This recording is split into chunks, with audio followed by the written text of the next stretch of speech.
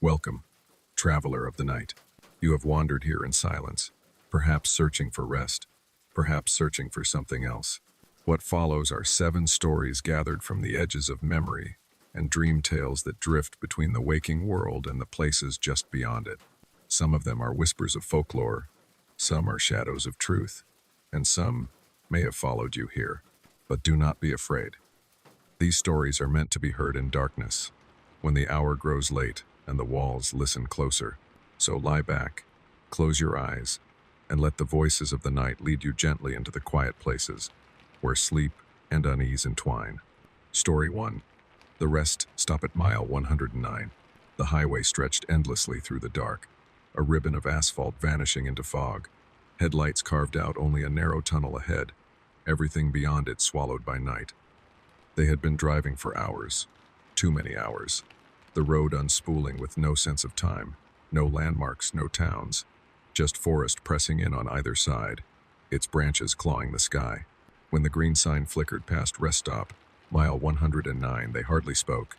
The decision to pull off the road was instinctive, almost a relief, like being offered water in a dream. The ramp curled downward into shadow. Gravel crackled beneath the tires, and soon they rolled into a small parking lot lit by a single orange lamp. The light did not so much banish the dark as stain it, bleeding over cracked pavement and the outlines of a low brick building. A row of vending machines hummed faintly against the wall, their glass fronts empty. It should have felt ordinary. A rest stop, nothing more. But the longer they sat in the car with the engine ticking down, the more the place carried a weight of stillness too heavy to ignore. The air seemed thicker here, muffled, as though the forest had crept close to listen. One of them muttered about needing the restroom, and that broke the silence. Doors opened, footsteps echoed on concrete. Their voices hushed, though they could not say why. The building's glass door gave way with a tired groan, and inside the fluorescent lights buzzed weakly overhead. A tiled hallway stretched forward, clean but too clean, as if scrubbed of any sign of life. The men's room door stood propped open. The light inside glowed harsh and steady.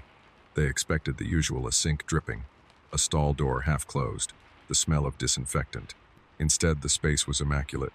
No paper towel litter, no water on the floor. And yet one stall door hung ajar, just enough to suggest someone within. "Hello?"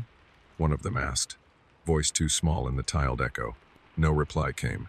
They waited a moment longer, listening. Only the buzz of the fluorescent bulbs answered, steady and dull, filling the silence in a way that made it worse. When the door was nudged open with a cautious hand, the stall stood empty, stainless steel, spotless, reflecting the trembling glow of the light above. And yet, faintly, as they stepped back into the hallway, they thought they heard it, the sound of gravel crunching outside, as though tires rolled slowly across the lot. The hallway seemed longer than it should have been, a narrow corridor lined with pale tiles, its ceiling punctuated by buzzing fluorescent fixtures that flickered not in rhythm but in their own strange intervals, as though each bulb was breathing separately. The hum filled the air, a low, constant vibration that blurred thought, making them forget for a moment what they had come inside to do. Their footsteps echoed sharply, too loud, as though the walls leaned in close to amplify each sound. One of them laughed nervously, but the sound died almost immediately, swallowed by the sterile air. The restroom door creaked faintly when pushed further open, revealing a mirror above the sink that stretched wider than expected. Their own reflections stared back at them, but something about the glass was wrong. It seemed older, rippled, the kind of surface that remembered more than it revealed. For a moment, as the fluorescent light stuttered, their reflections appeared to lag behind the movement of their real bodies, raising a hand a breath too late, blinking slower than they did. They turned toward the stalls again, unsettled. Each door was shut tightly except for the one hanging open just a sliver. That crack in the line of uniform doors seemed almost deliberate, like a crooked smile in an otherwise expressionless face. The stainless steel gleamed with a chill brightness, reflecting the halogen buzz in broken, trembling patterns. It was too clean, not the kind of clean that comes from care, but the kind that comes from absence. No trash can, no graffiti carved into the partitions, no smell of soap or disinfectant. The room felt unused, preserved, as though sealed off for years and suddenly opened again for them alone.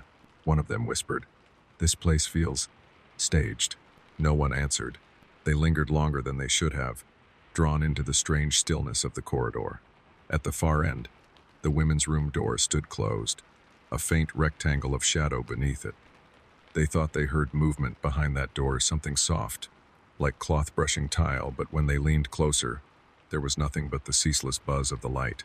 The silence began to take shape, not just an absence of sound, but a presence in itself, thick and watching. They became aware of their own breathing, shallow and irregular, and of the way the tiled walls seemed to push that breath back toward them.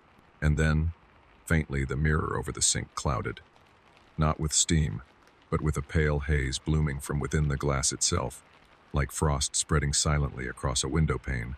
When one of them blinked, the haze was gone, the reflection perfectly normal. Yet none of them dared move for a long moment, as if caught between dream and waking.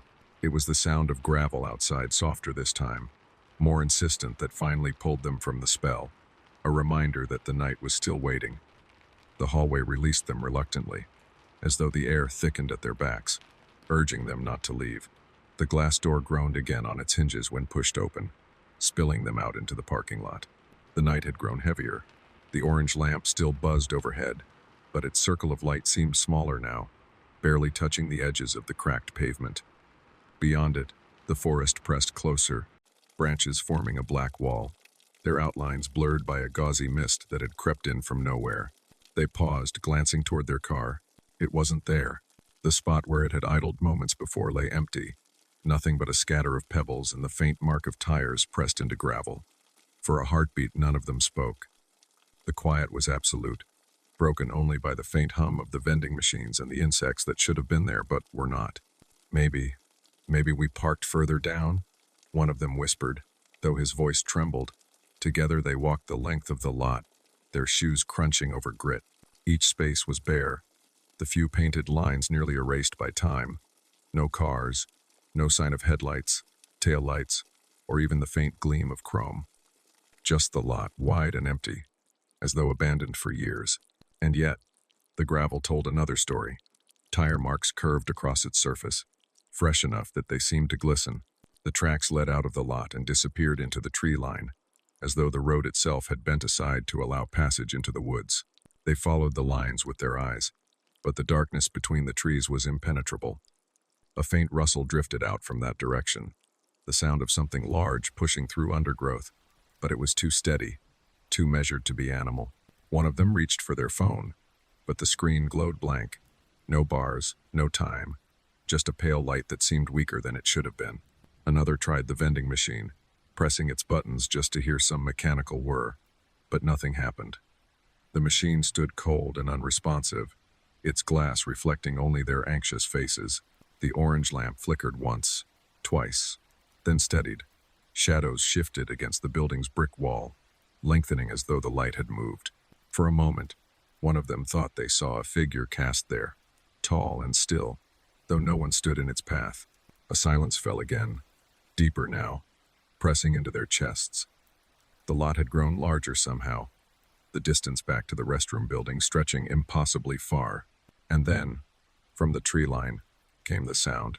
Not footsteps, not wheels, something in between. A slow grinding, a low roll across gravel that did not end. It circled them, though nothing moved. The tracks in the gravel seemed darker now, as if wet.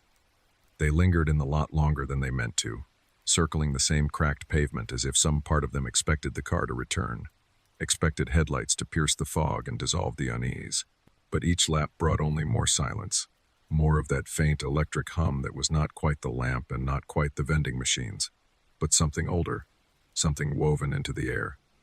The fog shifted at the edges of the lot, not drifting like weather but pulsing, as though it were alive, contracting and expanding with the rhythm of a sleeping lung.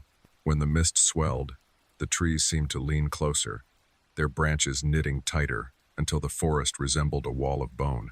When it receded, the shadows between the trunks grew deeper, like open mouths waiting. They tried the restroom door again, desperate for the harsh fluorescence, but it resisted this time, heavier, the hinge groaning with a voice too human to be mechanical. Inside, the hall stretched longer than they remembered, the light buzzing faint but endless, like a tunnel with no exit.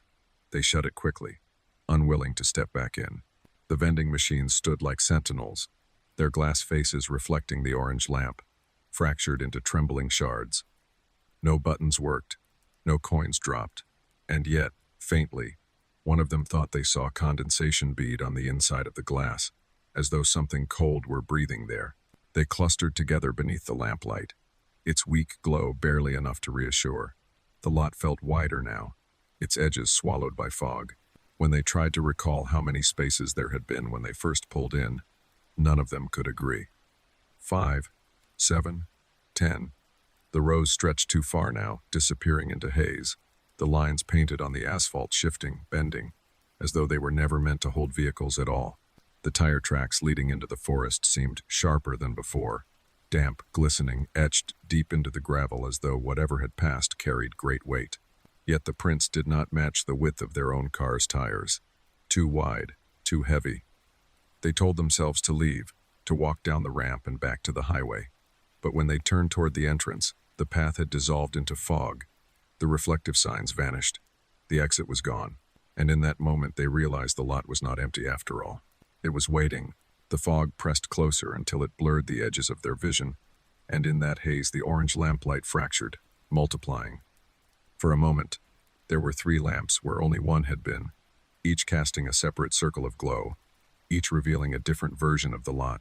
In one circle stood their car, engine idling, headlights dim but alive. In another, the asphalt stretched empty, cracked and ancient, with weeds sprouting where tires should have been. In the third, they saw figures, vague silhouettes lined up along the vending machines, tall and unmoving, as though waiting for something to dispense. When they blinked, the 3 scenes collapsed back into one. The lot was bare again, only the solitary lamp buzzing above. But their hearts hammered, each of them knowing they had seen it, even if no one spoke it aloud. Then came the sound, faint at first, then sharp, like a car door slamming shut. It echoed across the lot, though nothing stood there. A shadow rippled along the brick wall of the restroom building, taller than any of them, stooped as if listening. The tire tracks into the forest glistened darker now, wet as though freshly pressed, and for the first time they carried the distinct impression that something had not left the lot, but had arrived. They stood at the edge of the lot longer than they realized, staring at the tracks that led away, dark grooves pressed into gravel, tapering into the wall of trees. The forest seemed to breathe, inhaling fog, exhaling silence. The orange lamplight barely reached this far, and the space between the trunks looked less like shadow and more like an open mouth, swallowing the night whole. The marks were undeniable, 2 deep ruts dragging toward the woods, glistening as though the tires had just rolled moments ago. Yet no engine had roared, no headlights had flared. The car had gone, but it had gone without sound. One of them whispered, maybe it rolled downhill, but there was no slope. The lot was flat, the air dead still, nothing that could have pulled it forward. And still, something in the tracks beckoned. They stepped closer, the gravel crunching faint beneath their shoes. The sound was strangely damp, muffled, like walking across sand that had just been washed by tide. When they crouched, the stones gleamed with moisture, though no rain had fallen. The first trees loomed above, their bark black with shadow, their roots twisting like frozen limbs. Branches tangled overhead, blotting out the faint stars, knitting together to form a kind of ceiling. The forest was not simply dark, it absorbed light, swallowed it, leaving only the faintest outlines, the suggestion of shapes shifting deeper in. They told themselves they would only look, only follow the tracks a little way. But already the lot seemed to recede behind them, the lamp shrinking to a dim ember, flickering against fog that thickened like gauze over a wound. Every step into the tree line carried a weight, not physical but mental, as though the air grew denser, full of unseen threads tugging them deeper. Their breaths misted though the night was not cold. And then the sound returned, that slow grinding roll, as if tires pressed into loose gravel, somewhere just ahead. It came steady, deliberate, but when they strained their eyes, there was only the shifting dark. They quickened their pace without meaning to, pulled not by curiosity but by a dreadful certainty if they did not follow. If they turned back now, they would find the lot empty, the lamp gone, the building erased. The only way out was forward. The trees parted slightly, revealing what might have been a path. The ruts curved into it, perfectly centered, leading deeper. One of them tried to call out, their voice breaking the stillness. A hoarse, "Hello," swallowed immediately by the trees. For a moment, it felt as though the forest listened. Then, faintly, a reply came. Not a word, but the sound of a door hinge groaning, opening, somewhere far ahead. They looked at each other, pale and wide-eyed, and stepped further in. The deeper they walked, the less the world resembled anything familiar. The forest was not merely a collection of trees, it became a corridor of shifting walls, the trunks bending slightly when they were not looking, the canopy knitting tighter until only a thin seam of foglight remained above, pale as the memory of a moon. Their footsteps no longer echoed on gravel. The ground beneath them had softened, the stones replaced by a strange, packed earth that gave beneath their weight like damp carpet. Yet the tire tracks remained, etched clearly into this surface, sharp-edged and glistening, as if imprinted just moments before. The silence grew heavy, pressing at their ears until they began to hear phantom sounds within it. A whisper too faint to distinguish, the suggestion of breath that wasn't theirs, the hollow knock of something wooden deep within the trees. When one of them turned suddenly, convinced someone had followed, the path behind was no longer the same. The lamplight of the rest stop was gone, replaced by a seamless wall of trunks and fog. Time faltered. They could not say whether they had been walking for minutes or hours. The forest gave no measure, no change of slope, no shift in the air, only the same oppressive press of branches, the same endless rhythm of steps. Even their own breathing felt borrowed, shallow, as though the trees allowed them air one inhalation at a time. And then the hallucinations began. The ruts in the earth grew wider, merging into what looked like corridors, edges lined not with grass but with pale stone, smooth and geometric, as though the forest concealed hallways buried just beneath the soil. The trees leaned at angles that suggested archways, vaults, architecture masquerading as nature.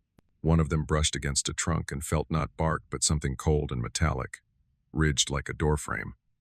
Yet when they stepped back, the tree stood ordinary again, black bark stretching upward.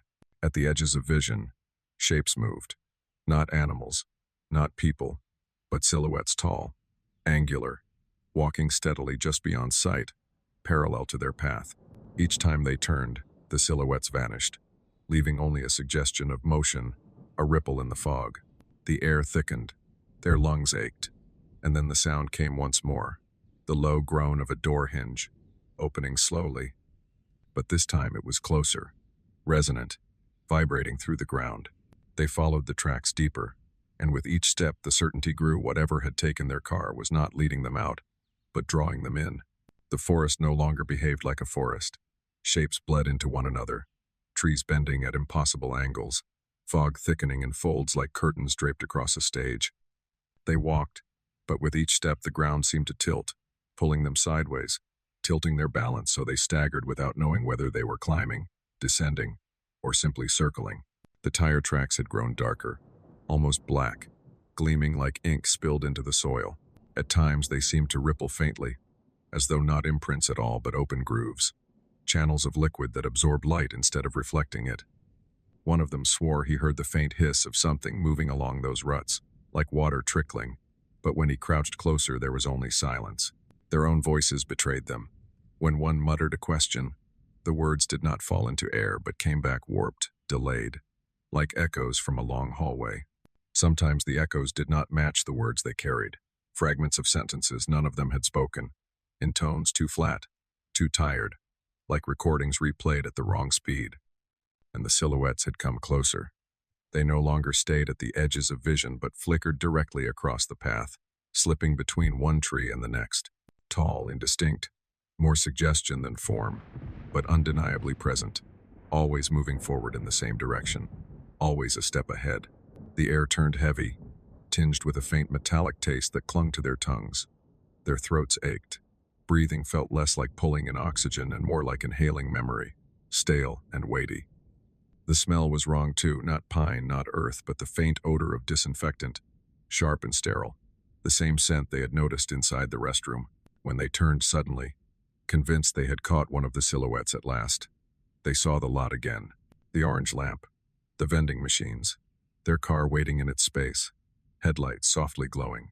Relief surged until they blinked. The vision vanished, replaced once more by the black wall of trunks and the ink-dark ruts leading on. They walked faster now, afraid of pausing, afraid that standing still would let the forest rearrange itself entirely. Their footsteps fell into a rhythm, the sound echoing too evenly, as though rehearsed, and then came the door again. The groan, deep and resonant, unmistakable. But this time it was followed by a second sound, something metallic slamming shut not ahead of them, but directly behind. They froze, breath-catching, the sense of being enclosed tightening around their ribs. The forest no longer opened outward. It was shaping itself into a room. The path narrowed until it no longer seemed like a trail at all, just two ruts pressed into earth that had grown too smooth, too symmetrical, as though not carved by tires but designed with purpose. The trees thinned slightly, their trunks aligning in unnatural rows, like columns holding up the sagging vault of fog overhead.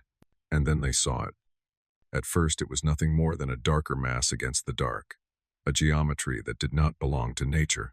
As they drew closer, its lines sharpened brick or stone, squared edges rising out of the forest floor. A building, buried deep where no road should have led. It looked like a rest stop, not the one they had left behind, but its twin, older, heavier, its windows clouded with grime, its roof sagging beneath moss.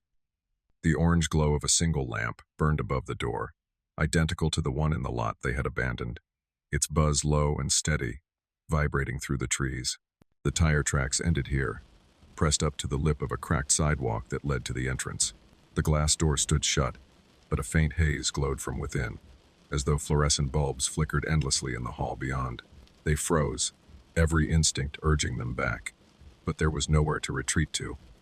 Behind them, the forest had closed, trunks massed together into a wall of black bark, branches woven tight, erasing the path. The lot was gone. Only the building remained. Its brick walls breathed with the fog, inhaling and exhaling, the outlines swelling and contracting. For a moment they thought they heard movement inside, footsteps pacing, a stall door clicking open and shut. The scent of disinfectant drifted faintly from the threshold, sharp and sterile, cutting through the damp rot of the forest. They tried to speak, to decide what to do, but their voices came out muffled, as though the air itself pressed against their mouths. It felt less like sound and more like thought, half-formed and unfinished. The lamp above the door flickered once, and in that stutter of light they saw reflections in the glass figures standing within the hallway. Silhouettes too tall, too narrow, faces blurred.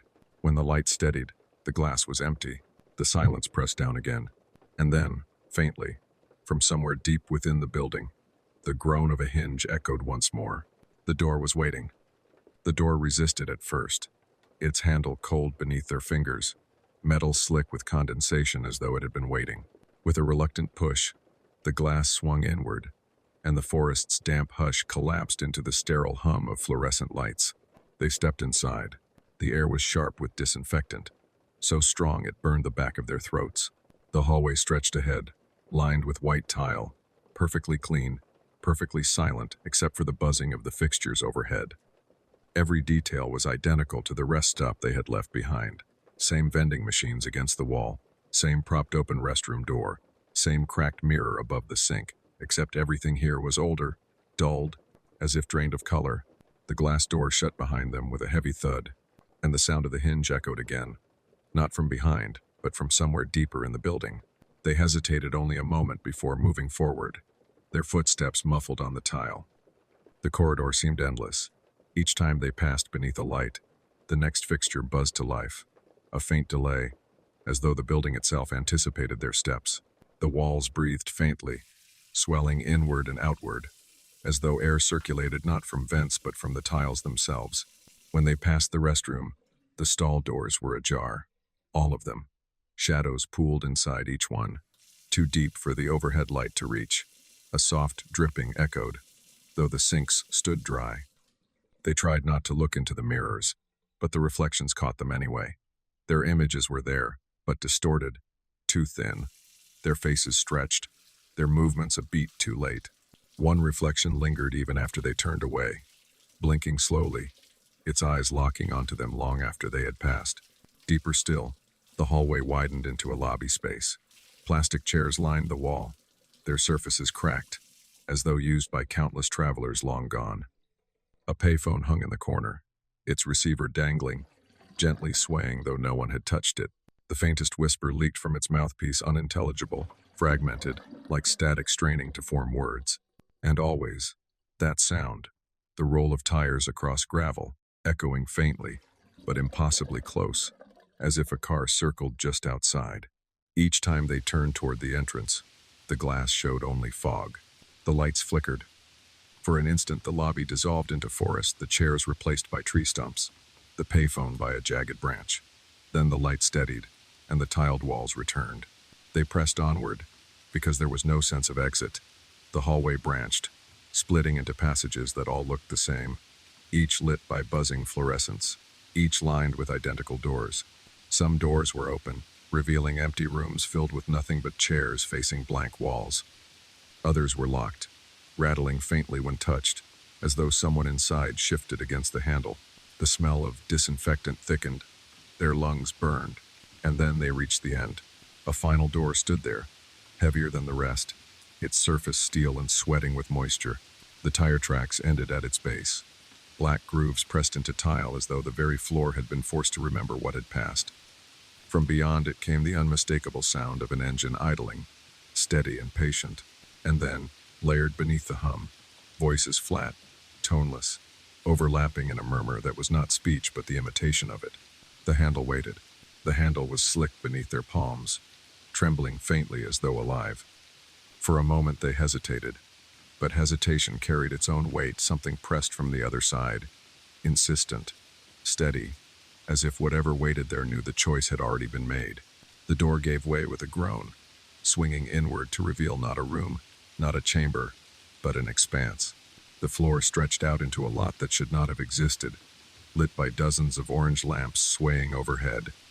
Cars were parked in neat rows, each coated in a pale film of dust, their license plates unreadable, their windows black as stone. Some still had engines idling, faint exhaust rising like breath, though no driver sat behind the wheel. And in the center stood a perfect replica of their own car. The headlights glowed faintly, though the beams did not reach far, swallowed instantly by a fog that pooled like liquid. Its doors hung open, yet no interior could be seen, only darkness, depthless and vast, as if the inside stretched forever. They stepped forward, unwillingly, their shoes scraping across tile that melted seamlessly into asphalt. The air vibrated with the steady roll of tires, though every vehicle stood still, and above it all rose the murmurs, the voices, overlapping, dry and toneless, as if spoken from throats long since collapsed. The silhouettes emerged then, not from the fog but from the cars, tall figures, featureless, their bodies thin as shadows, peeling themselves from the interiors and standing beside the vehicles. They moved in unison, turning heads that had no faces, their limbs stiff, as if joints had never been taught to bend. One figure slipped into their own car's driver's seat, the shape folding neatly into place. The engine growled louder, headlights flaring, though the beams carried no warmth, only a sickly pallor that illuminated the lot in shards. The other cars followed, engines coughing to life one after another, a chain of mechanical breath rising into the stale air. The rows rumbled, the ground trembling beneath their feet, though none of the vehicles moved.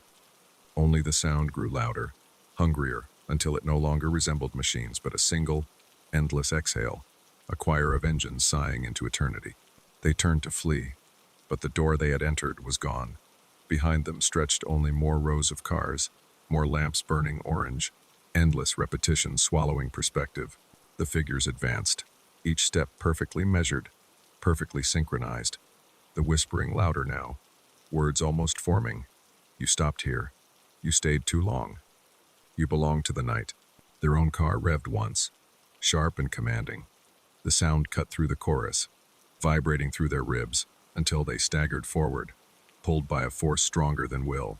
The open door yawned wider, its darkness stretching, promising something endless on the other side. And for the briefest instant, in the reflection of the windshield, they saw themselves already seated there, faces pale, hands on the wheel, eyes staring straight ahead, waiting. The lot roared to life. Engines howled in unison, the sound no longer mechanical but a living storm, rattling the lamps until they swayed wildly, spilling orange arcs across the fog. The cars trembled in their rows, their frames shuddering as if the shadows within strained to break free of metal and glass. The silhouettes moved closer, their forms dissolving at the edges, merging with the exhaust until each figure was both smoke and body, both driver and machine. Their whispers sharpened into a chant, words hollow but undeniable, overlapping until the meaning pressed into the skull. You stopped. You belong. The ground buckled beneath their feet, asphalt splitting like flesh, tire tracks carved deeper, glowing faintly as though they burned from within. The rows of cars blurred into infinite repetition, lamp after lamp, vehicle after vehicle, identical, unending until it was no longer a lot but a labyrinth, a machine designed to contain them. And at the center, their own car screamed. Its headlights flared white-hot, slicing through the fog, fixing them in place like prey. The open door stretched wider, an impossible maw, pulling at them with a force that bent the air, that bent their own bodies forward whether they moved or not. The reflection in the windshield grinned. And then, silence. The lamp steadied, the engine stilled. The lot was empty once more, flat and wet with fog as if nothing had ever been there at all. Only the faintest outline of tire tracks remained, leading back into the trees. And in the distance, down the highway, the hiss of another car slowing, another traveler pulling in, headlights cutting through the night, waiting. Story 2. The voice on the tape recorder. It had been years since anyone had touched the small box that sat beneath the dust-shrouded desk in his grandfather's study. The room itself was a shrine to silence. Books with spines cracked and faded, maps rolled into tubes that had lost their color, curtains thick with the scent of moths. He had come only to sort through the remains, to decide what would be kept and what would finally be discarded.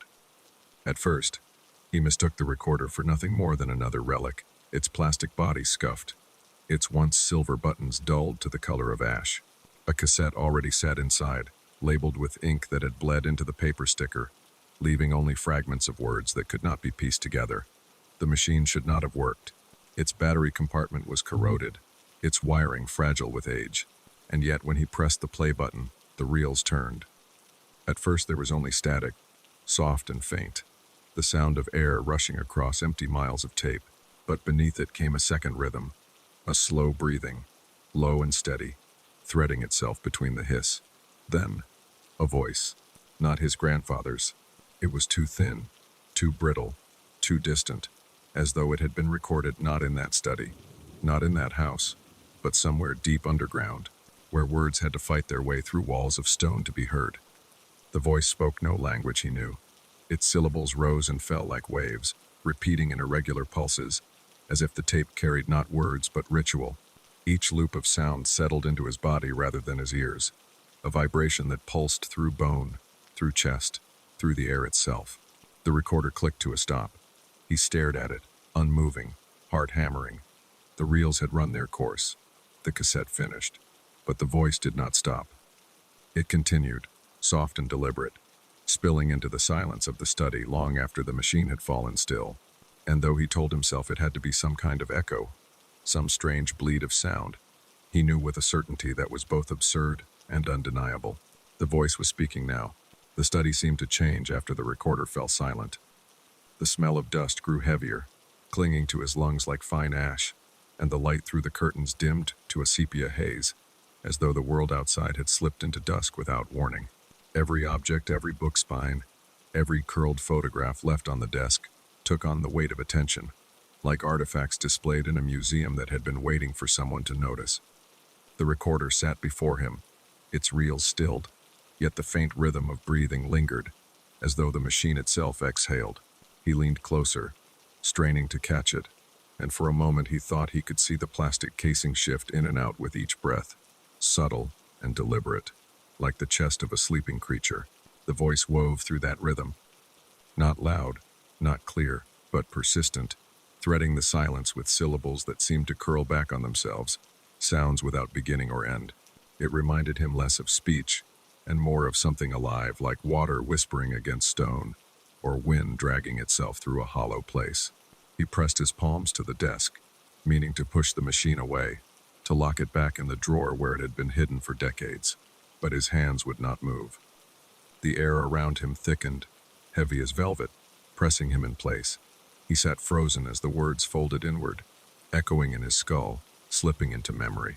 He thought for a moment that he heard his own name, not spoken outright but concealed in the pattern, shaped by the rise and fall of sounds that bent toward familiarity.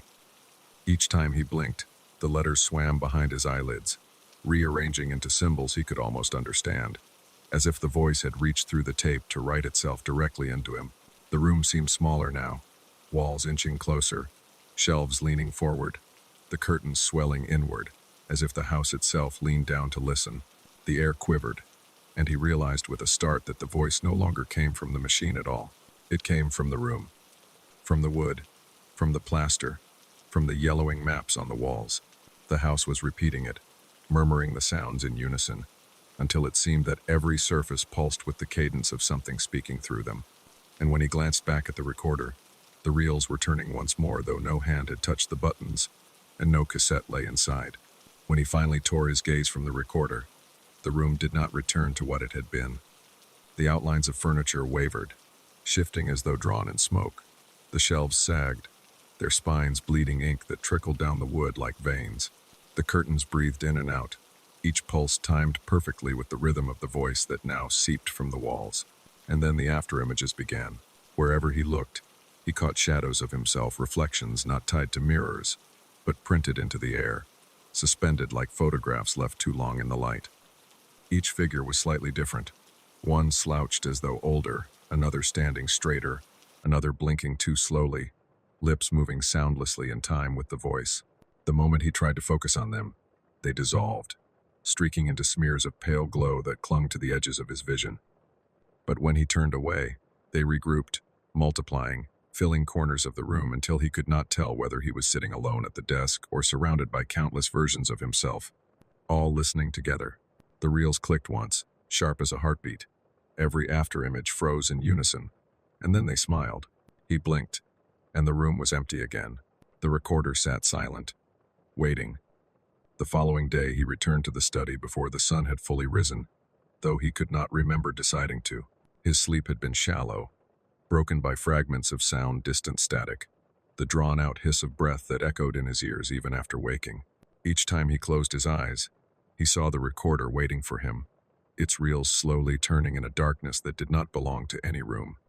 He told himself he had unfinished work, that he needed to sort the papers and photographs, that the machine was nothing more than an object among many. But his hands did not reach for the books, nor the dust-laden maps. They went first to the recorder, fingers trembling with something that felt less like curiosity and more like hunger. The cassette was still absent, yet when he pressed play, the reels spun, obedient and tireless.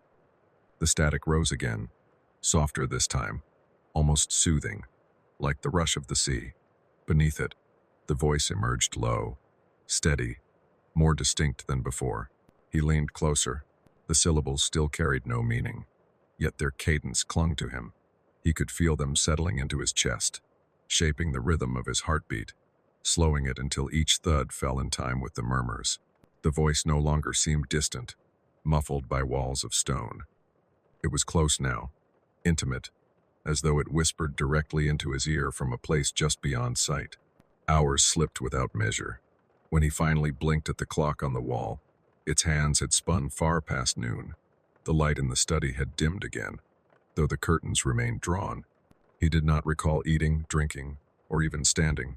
His body felt hollow, yet filled at the same time, a vessel stretched taut around something that was not his own. That night he moved the recorder from the study to his bedroom. He told himself it was temporary, that he only wanted to test the sound in a quieter space. But the truth pressed cold and simple. He could not bear the thought of leaving it behind. He lay awake in bed, the recorder on the table beside him, reels spinning softly in the dark. The voice flowed without end, rising and falling, until it felt less like listening and more like breathing together, sharing a rhythm he no longer controlled. At times, he thought he understood it. A word surfaced from the murmur, strange yet clear, curling against his ear like smoke. He repeated it silently to himself, tasting its shape in his mouth, though he did not know its meaning. Each time he spoke it, the voice surged, as though answering. By dawn, he was no longer sure if he had slept at all. Only the sound remained, stretched across the hours like an endless thread, binding him more tightly than any dream could. And when he closed his eyes, the after-images returned, dozens of himself, gathered in the room, all listening, all repeating the same word in unison. The night stretched without edges, a ribbon of silence punctured only by the steady whir of the reels. He lay half-turned toward the machine, his body heavy, his eyelids drifting open and shut in slow, reluctant waves. The voice rose and fell, threading the darkness with syllables that no longer seemed foreign, syllables that pressed against his mind until they bent into shapes he almost recognized. He thought he spoke back once, his lips forming a sound, clumsy and soft, carried more by breath than by will. The voice paused, only for a heartbeat, before it answered. The reels clicked in subtle rhythm, a stutter that broke the flow, and then the syllables shifted, curling closer to his own, bending toward his tongue. It was listening, he whispered again, uncertain whether the sound left his throat or only his thoughts.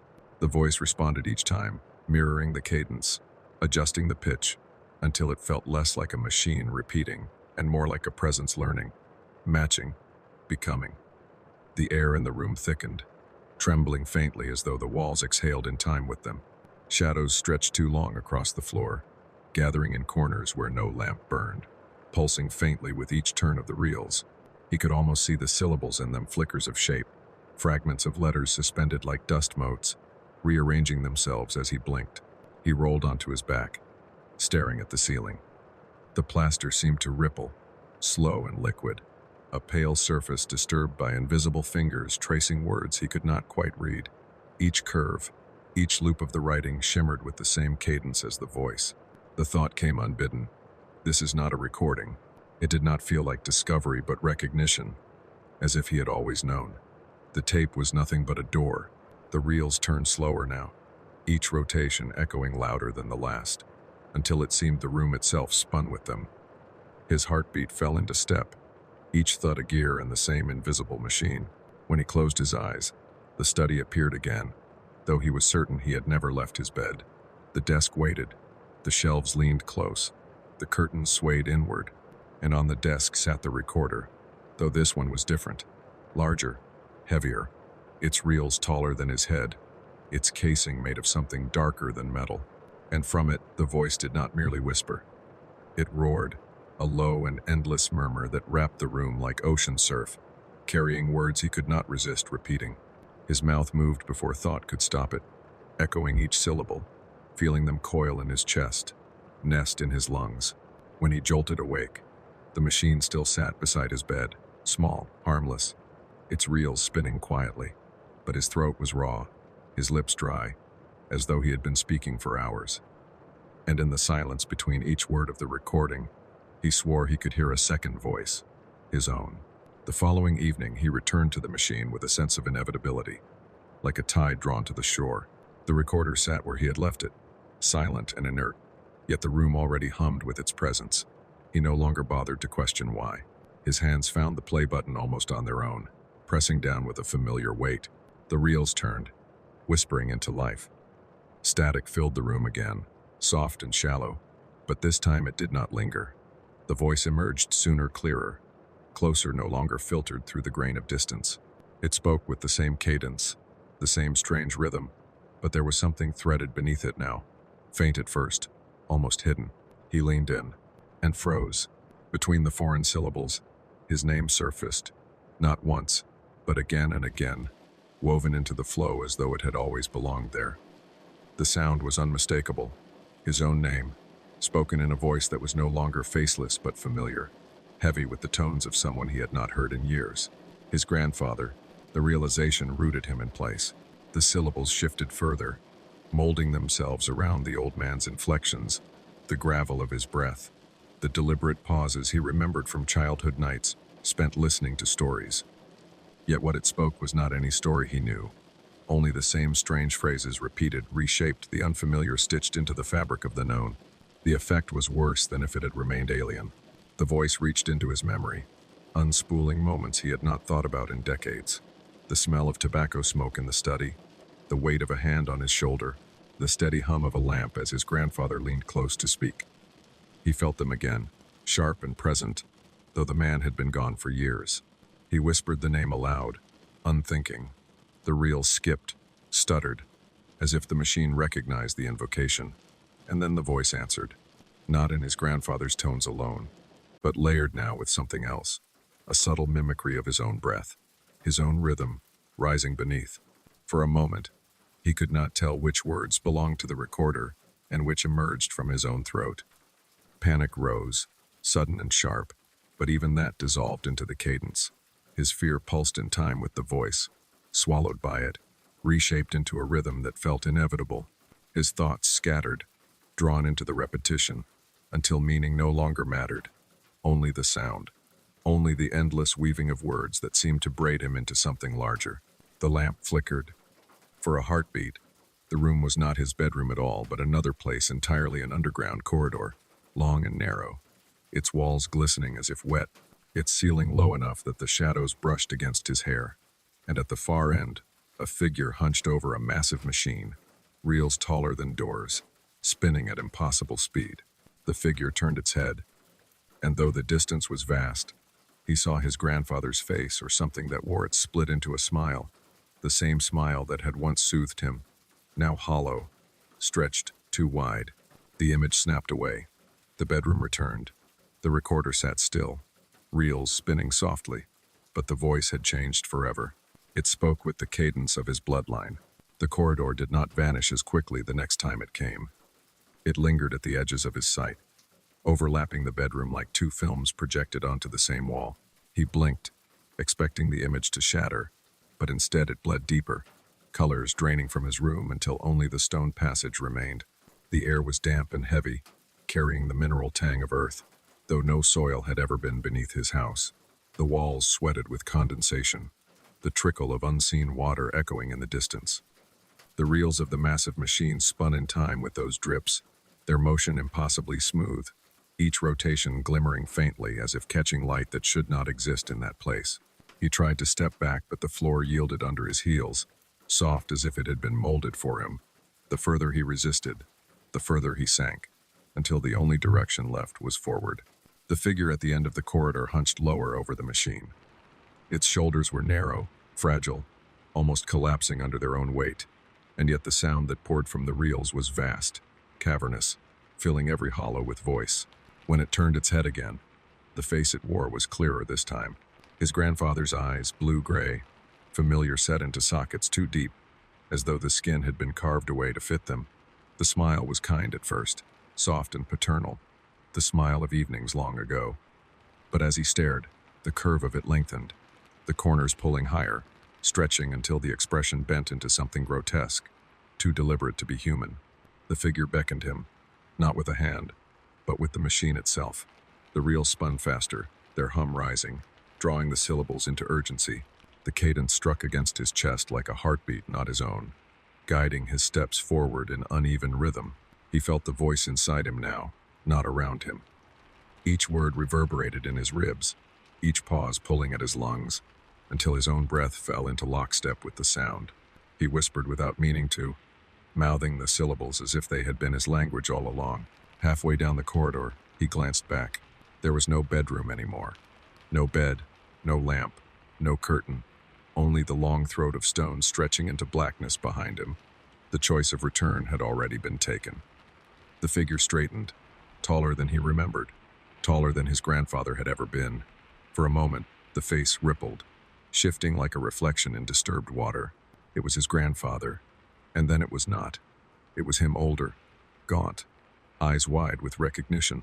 Then it was neither, only a mask of features shifting faster than sight could follow. Yet the smile remained. The smile did not change. And as he drew closer, he realized with a sick certainty that the figure did not stand apart from the machine at all. Its spine bent directly into the casing, its ribs merged with gears, its skull fused into the spinning reels. Flesh and mechanism were one, indistinguishable, bound in an embrace so complete that separation was impossible. The voice swelled, louder now, no longer whispering, no longer echoing. It spoke directly, commandingly, in both his grandfather's tones and his own. And for the first time, he understood the words. The first word he understood sank into him like a hook. It was not simply heard, it was felt. carved into the marrow of his bones, leaving behind the weight of command. He repeated it without hesitation, the syllables leaving his mouth as though they had been waiting there, coiled and dormant. The voice surged in approval. The reels spun faster, whirring into a fever pitch, and with each turn the boundaries between their tones collapsed. His grandfather's cadence melted into his own breath, into the subtle rhythm of his heartbeat, until he no longer knew which belonged to him. The words rose unbidden from his throat, matching the machine syllable for syllable. The two voices layered so perfectly that they became indistinguishable. At first he thought he was echoing it, but soon he realized the truth. The recorder was echoing him. Each time his lips shaped a word, the reels spun to answer, and together they birthed a third sound, low, resonant, alien, that vibrated the corridor walls until droplets of water trembled loose and streaked down the stone. The underground passage groaned like a living thing. The floor pulsed beneath his feet, beating in time with their shared rhythm, drawing him deeper toward the machine, deeper into the convergence. His body obeyed without thought. Arms lifted, fingers twitched, not at his own command, but at the subtle pull of the voice guiding them. He watched his hands move with detached horror, as though they belonged to someone else, someone who had long practiced this ritual. His mouth never stilled. Even when he tried to stop, the words spilled onward, his tongue working tirelessly under control not his own. And in that strange clarity, he understood. This was no recording. The cassette had never mattered. The reels were only a channel, a vessel, spinning to align him with something that had always been waiting. The voice had not emerged from the machine, it had emerged from within him, coaxed out, awakened. The figure at the end of the corridor straightened fully now, towering, its face shifting faster than he could track, melting from grandfather to stranger to self. Its mouth moved in unison with his own, its smile growing wider as their voices fused into one seamless stream. The words filled the corridor, pressed against the walls, pressed against his skin, until he felt he was no longer speaking but unraveling. Each syllable peeled a layer of him away, folding it into the chant, weaving him into the endless fabric of sound. He felt himself stretch thin, thread-like, a filament woven between the reels, and then he heard silence. It was not the absence of sound, but the moment of full surrender, the pause between words where his voice had ceased to belong to him entirely. In that stillness, he realized he was no longer a man listening to a machine, but a vessel through which the machine spoke. His lips moved again. The sound that emerged was his own voice, but the words were not his. The words no longer felt separate. They did not arrive one by one, syllable by syllable, but poured through him like a current, an endless stream that carried him deeper than breath, deeper than thought. He no longer needed to listen, for the sound was not outside him anymore. It coursed through his veins, threaded along his nerves, resonated in the hollow of his bones. The corridor itself began to bend with the rhythm. Its walls flexed inward and outward, as though breathing, inhaling with his chest, exhaling with the reels. Shadows peeled away from the stone, unfolding like wings, stretching across the ceiling before dissolving back into the chanting. Even the droplets of water, once sliding down the walls in silence, now pulsed in perfect unison, trembling before they fell, shattering like notes in the same hymn. He felt himself drifting, his body less a shape than a vibration, stretched thin across the passage like a filament of sound. When he raised his hand to his face, it no longer seemed made of flesh but of threads of light, faint and flickering, quivering each time the machine turned. He was unraveling and being rewoven, each fragment of himself braided into the chant that seemed to have no beginning and no end. The figure ahead no longer looked distant. It stood everywhere at once at the end of the corridor, at his side, behind him, within him, its shifting faces bleeding into his own until he could not tell whether the smile he saw belonged to it or to himself. Sometimes it was his grandfather leaning in close, eyes soft with patience. Sometimes it was his own reflection, lips moving in perfect synchronization. And sometimes it was neither, only a faceless shimmer of presence that radiated recognition, as if the voice had always known him, always belonged to him. He tried to remember how long he had been there. Minutes, hours, days. The thought dissolved before it could take shape. Time itself had been absorbed into the rhythm. There was only the cycle, the reels, the breath, the chant, and in that lull, a moment stretched too wide, he thought he saw something vast beyond the machine. An opening, blacker than any night sky, deeper than silence, as though the reels were only the smallest gears in an infinite engine. Its hum vibrated the marrow of the world itself. He felt himself leaning toward it, eager, terrified, certain that one more word, one more breath in harmony, would push him fully across. The pause came, sharp and sudden, like the snapping of a string. He gasped as if waking, but the voice did not falter. His own voice filled the gap, speaking without permission, speaking words he had never learned, speaking as though he had been fluent all his life. And as the reels whirred faster, he realized he could not stop. He was no longer listening. He was the recording. The reels shrieked into a speed no machine should survive, a blur of metal teeth flashing like 1,000 eyes. The corridor splintered under the strain walls cracking, ceiling tearing open into a sky of pulsing static.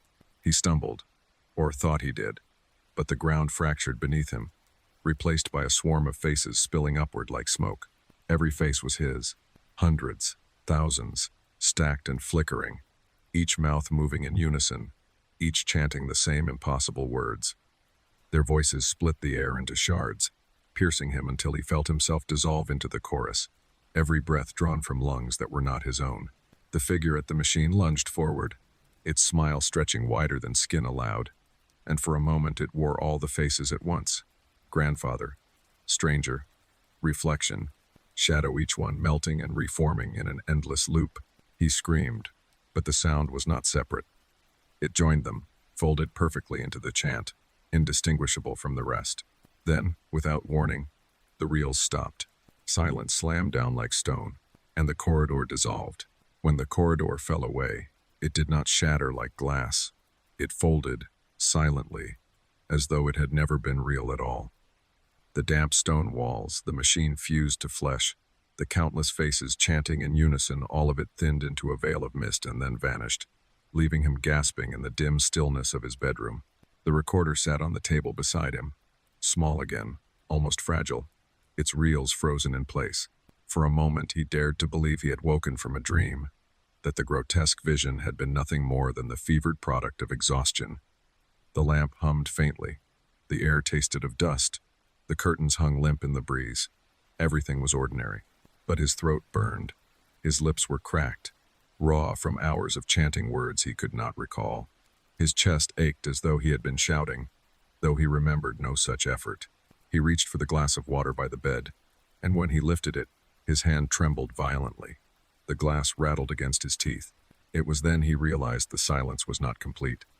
Between his ragged breaths, beneath the pulse thudding in his ears, there was still a rhythm, faint, steady, impossibly subtle. At first he thought it was the blood in his veins, the beat of his heart, but it carried a cadence not his own. A low whisper rode the silence, softer than the brush of air, repeating words he could almost understand. He turned toward the recorder. The reels had not moved. Dust clung to the edges, as though they had been still for decades. Yet the presence remained, humming through the walls, vibrating the floorboards, coiling in his bones. It no longer needed the machine. He pressed his palms to his ears, desperate to block it, but the sound was inside him now.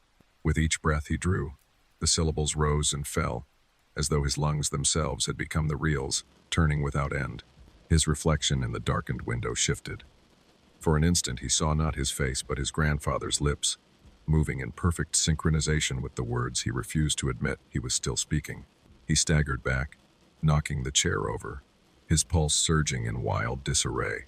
Yet no matter how far he moved from the recorder, the whisper clung to him, layered over every sound in the room. The collapse was not an ending. It was only the absence of illusion. Now, there was nothing to shield him from the truth. The voice had always been waiting in the silence, and now that he had spoken with it, it would never stop. Story 3. The Empty Playroom. The house had been empty for years. That was what the neighbors said, their voices low and careful, as though the walls themselves might be listening.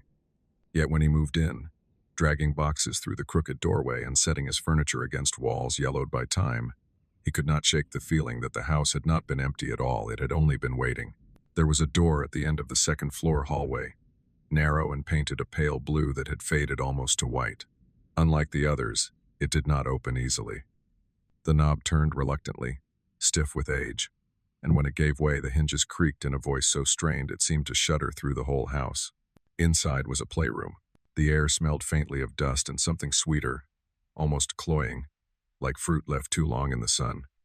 Toys lay scattered across the floor, their colors dulled but not erased by time.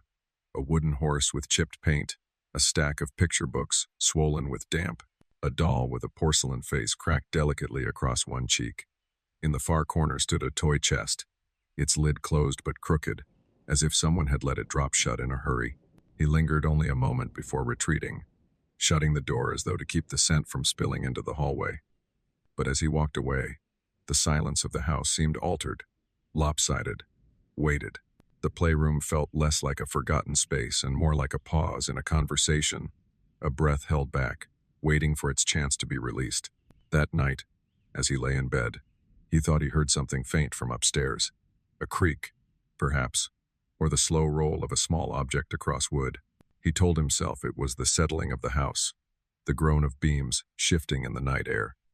Yet the sound lingered in his thoughts long after, replaying itself until he wondered if he had only remembered it into existence. The next morning, when he opened the door again, the toys were not where he remembered. The wooden horse stood nearer to the wall, the doll faced the window, and the toy chest was no longer closed. In the hours that followed, he tried to forget the way the toys had shifted. Boxes still needed unpacking, lamps still had to be fixed, curtains hung. The house demanded attention in its usual ways, all the endless tasks of moving in. Yet no matter where he was kneeling in the kitchen to scrub rust from the sink, stacking books in the living room, wiping dust from the banister, his thoughts drifted upward, toward that pale blue door. The silence of the playroom clung to the rest of the house, bleeding into every corner. When he paused, when the sound of his own movement stilled, he thought he could hear it, the subtle weight of things rearranging themselves just out of sight. A soft thud like a block falling, a faint scrape as something dragged across the floor. Always so quiet that he wondered if the noises came not from above but from inside his own head. That night, sleep did not come easily. Each time he closed his eyes, he saw the doll's cracked porcelain face lit by moonlight, the fissure across its cheek like a second smile. In the dream, or perhaps just the restless half-sleep between dreams, he swore the doll tilted its head, listening, its glass eyes reflecting something that moved behind him. He woke with his sheets twisted around him, his throat dry, the house pressing down with its strange silence. But silence was not absence. As he lay in the dark, a low rhythm threaded itself through the air, softer than breath, so steady that at first he mistook it for his own pulse. Then he realized it was coming from upstairs, a kind of tapping, as if wooden limbs were knocking gently against the floor. The sound was patient, deliberate, not hurried, not frantic. It was the sound of play stretched into the slow rhythm of night, as though the toys, neglected for too long, had found a way to remember themselves. By morning, the playroom was different again. The doll sat in the center of the rug, its cracked face tilted toward the door. The wooden horse faced it now, the two arranged like companions in some quiet tableau. The books lay open, pages curled, though no hand had touched them. And from the toy chest, half shut, the faint smell of sweetness grew stronger, as if fruit had ripened overnight in the dark. He stood at the threshold, staring, unwilling to step inside. A thought pressed against him, quiet but insistent, that the room did not simply contain these toys, but that the toys themselves contained the room, gave it breath, gave it memory, kept it alive in ways he could not yet name. And when he turned to leave, he could not shake the impression that the doll's head moved just slightly, tracking his retreat, its smile widening in the fractured porcelain of its cheek. The second night was worse. He lay awake long after midnight, the house sighing and settling around him, until that other sound began again, soft at first, so faint he thought it might have been the echo of his own breath. A tap, a scrape, then another. The rhythm returned, steady, deliberate, as though the toys upstairs had resumed the game they had begun the night before. He pressed the pillow over his ears, but the sounds traveled through the walls, through the floor, into his bones.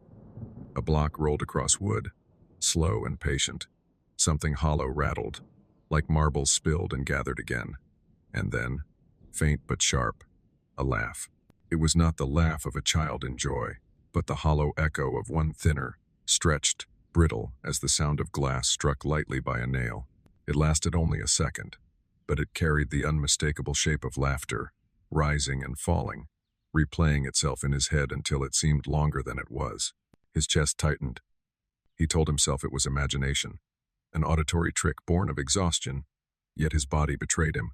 The hairs on his arms lifted.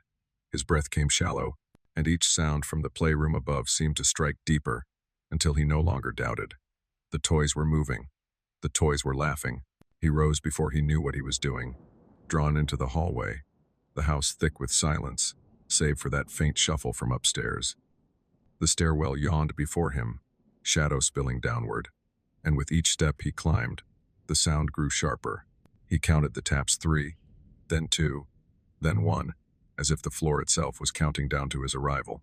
At the landing, he stood before the pale blue door.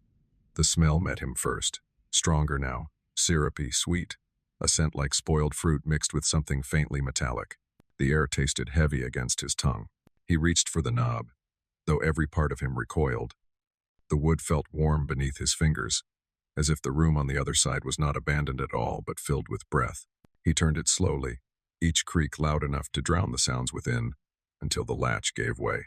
The playroom lay in moonlight, silver through the window. Shadows crouched across the floor. The toys had shifted again. The doll sat upright against the toy chest now, hands folded neatly in its lap, glass eyes fixed on him. The wooden horse faced the door, as though it had been waiting. The books were stacked in a neat tower he had never made. And then, just as he stood there frozen, the laugh came again. But this time, it was closer, not muffled through the floorboards, not imagined in the stillness, but inside the room itself, curling through the air, so fragile and faint that it seemed to brush against his ear. A child's laugh, drifting without a source. The laugh dissolved almost as soon as it came, leaving the room in a silence that was somehow worse. He stood in the doorway, breath shallow, the taste of dust and sweetness thick on his tongue. The moonlight fell across the toys in long, slanted stripes, illuminating them in fragments. The dull gleam of porcelain, the chipped red paint of the horse, the glossy swell of the book's warped covers. For a moment, nothing moved. He might have believed he had only imagined it were it not for the way the air pressed against him, heavy and expectant, as though the playroom itself was waiting for him to acknowledge what he had heard. Then the sound returned, not laughter this time, but the slow roll of something small across the floor. He could not see it in the shadows, but he could feel the vibration in the boards beneath his feet, light and deliberate, as if a marble or ball was making its way from one side of the rug to the other. The sound stopped beneath the doll's cracked face. Its eyes caught the light as he stared, the glass reflecting a thin shard of moon that made them seem wet, alive. He had the unshakable impression that if he turned away, even for a heartbeat, the doll's head would tilt further, just enough to watch him more closely. Another sound followed, the creak of the toy chest shifting, its lid nudging upward with the smallest of groans before settling back into place. The smell of sweetness thickened, sharp now, edged with something sour, like fruit left too long in the dark until it begins to rot. And then, faint and high, the laugh came again. Not once, but twice. A short giggle, then another, overlapping, as though more than one child had joined in. He felt the floor tilt beneath him, though he knew it had not moved. His body swayed, the air around him thickening, and for a moment the playroom seemed larger, stretched, the walls farther away, the ceiling higher. The toys looked smaller in comparison, scattered across a space that had grown to contain something else, something vast and unseen that now moved just beyond the edge of his sight. The books fluttered, their pages turned without wind, a soft rustle that echoed like whispers. He could not read the words in the moonlight, but he thought he glimpsed pictures that had not been there before, shapes of children drawn with blank faces, their hands raised toward something hovering just above the page. He wanted to leave. His legs begged to retreat, yet his body felt pinned, as though the sweetness in the air had thickened into syrup, filling his lungs, anchoring him in place. The laugh came again, closer now, right beside his ear. He turned sharply, but the room was empty. Only the doll sat in its place, its lips cracked into that faint suggestion of a smile, the moonlight glinting against the fracture on its porcelain cheek like a second mouth opening. The toy chest shifted again. This time it did not stop. The lid lifted slowly, trembling against rusted hinges, until it stood half open. From within came the thick sweetness of rot, so strong it burned the back of his throat, layered with something colder, metallic, like the taste of iron on bitten lips. The doll sat directly before it, its porcelain face angled toward the opening, as though it had been waiting for this moment. The wooden horse, too, faced the chest now, the change so sudden he could not remember when it had turned. A page of one book fluttered violently, though no wind passed through, its shadow stretching long across the rug like a reaching hand. He stepped back, the floor groaning beneath him, but the sound only seemed to echo into the chest, swallowed whole, answered by a faint rustling from inside, and then small hands. Not flesh, not shadow, but something between, pale outlines pressing against the lid from within, as though dozens of tiny palms were pushing upward in unison. The chest rattled, the hinges shrieked, and the lid flew higher before crashing back down, half closed again, the sound sharp as thunder in the quiet room. The laugh followed instantly, shrill and layered, more than one voice now, overlapping like the spinning reels of a broken tape. The sound filled the room, thickened it, made it vibrate as though the playroom itself were laughing at him. The doll's head shifted. He saw it clearly this time, the small tilt, delicate but certain, porcelain cracking further at the cheek as if the effort strained its fragile skin. Its eyes caught his again, and for the first time, he knew with absolute clarity that the doll was not simply being moved. It was watching. It was present. The toy chest rattled violently, its lid bouncing with unseen effort. The books all flared open at once, pages whipping forward, releasing a sound like hundreds of tiny voices whispering too quickly to understand. The wooden horse rocked on its narrow base, forward and back, its hooves thudding against the rug in steady rhythm, like hooves striking earth. He stumbled back, hands striking the doorframe, his breath ragged. The playroom no longer looked like a neglected space. It was awake. Every object within it had found its voice, its purpose, its alignment, all turning toward him in unison. And as he backed away, the laugh came once more, clear and sharp, no longer from the air but from inside the chest itself. This time it carried words, only two, high and broken, but unmistakable. Play, now. The words echoed two syllables, brittle as glass, yet they seemed to expand and rebound against every wall of the playroom. Play now, play now, play now. Each repetition softer than the last, but multiplied, like a chant unraveling into countless smaller voices, until the room vibrated with the weight of children unseen. The air thickened. He felt as though he were wading through syrup, every breath a struggle. The sweetness pressed against his lungs, coating his throat, and beneath it all there came another note, deeper, older, a low hum like the sound of rope pulled tight, vibrating through wood. He blinked, and for an instant the playroom was gone. The walls stretched upward into a twilight sky, floorboards replaced by grass matted with shadow, toys scattered across a field instead of a rug, their shapes shifting larger, stranger, rocking slowly as though alive. The doll's head rose above him, taller than his shoulders, its cracked cheek gaping open like a second mouth that pulsed in rhythm with the whispers. He stumbled back, but his feet did not strike wood.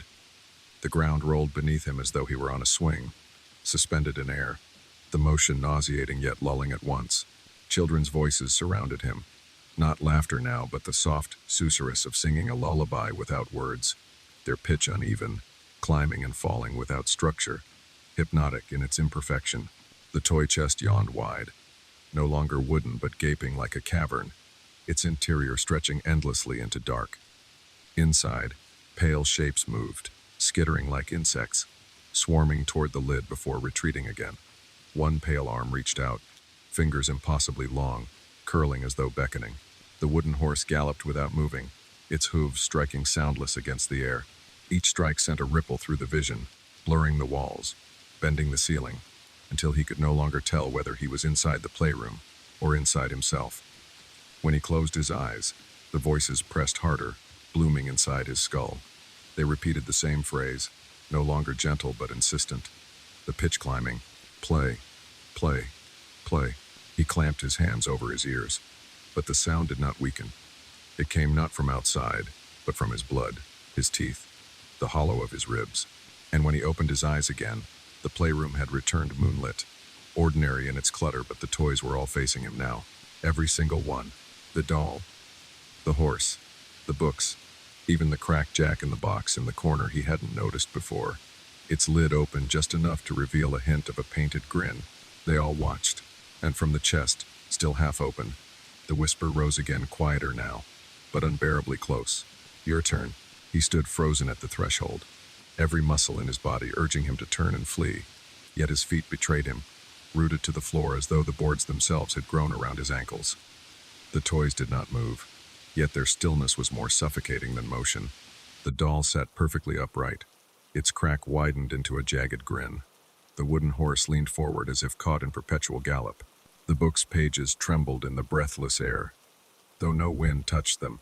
Then the toy chest opened wider, its lid groaning against the hinges.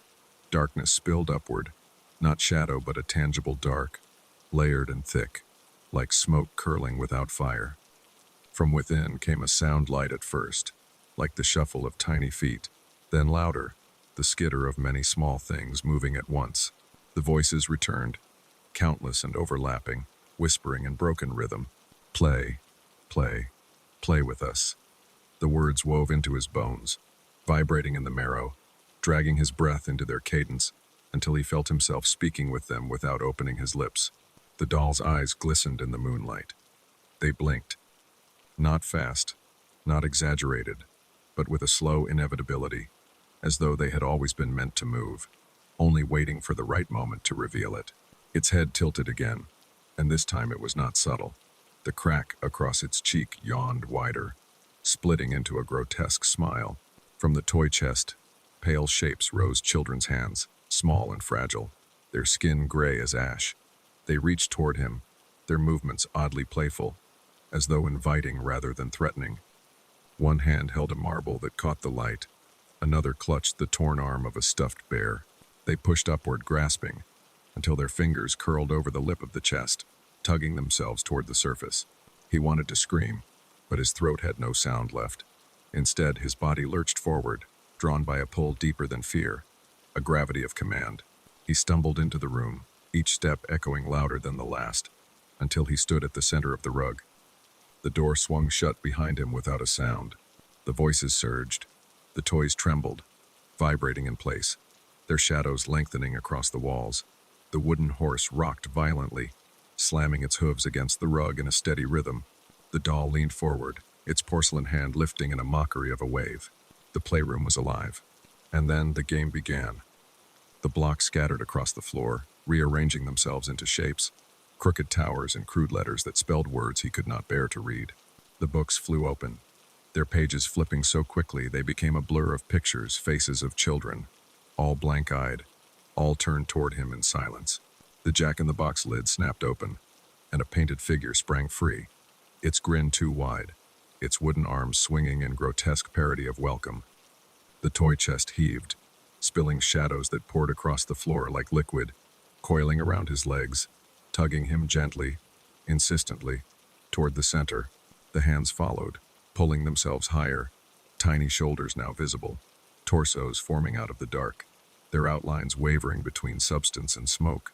They laughed, a chorus of brittle voices, their sound high and jagged, like glass striking glass. He could not move away. His arms lifted against his will, as though in answer to an invitation, and he heard himself laugh, too thin, foreign, a sound that did not belong to him. The doll's cracked mouth opened wider, and in the voices that rose to fill the room, he finally understood the rules. This was not a haunting. It was a playroom, and every playroom required children. The laughter did not fade. It grew, layer upon layer, a chorus too many to count, weaving into a single endless note that filled the air until there was no silence left, only sound. His body no longer resisted. The pull of the toy chest was no longer violent, no longer foreign. It was gentle now, a rhythm older than thought, the same way children obey the call of a game without question. The shadows closed around him, warm, almost tender, their texture soft as cloth yet heavy as water. He staggered once, but there was no fear left in his limbs, only the sensation of being absorbed into something vast and familiar. The toys formed a circle around him, their shapes swaying in a silent choreography. The doll tilted its head and, with the crack of its cheek widened into a grotesque smile.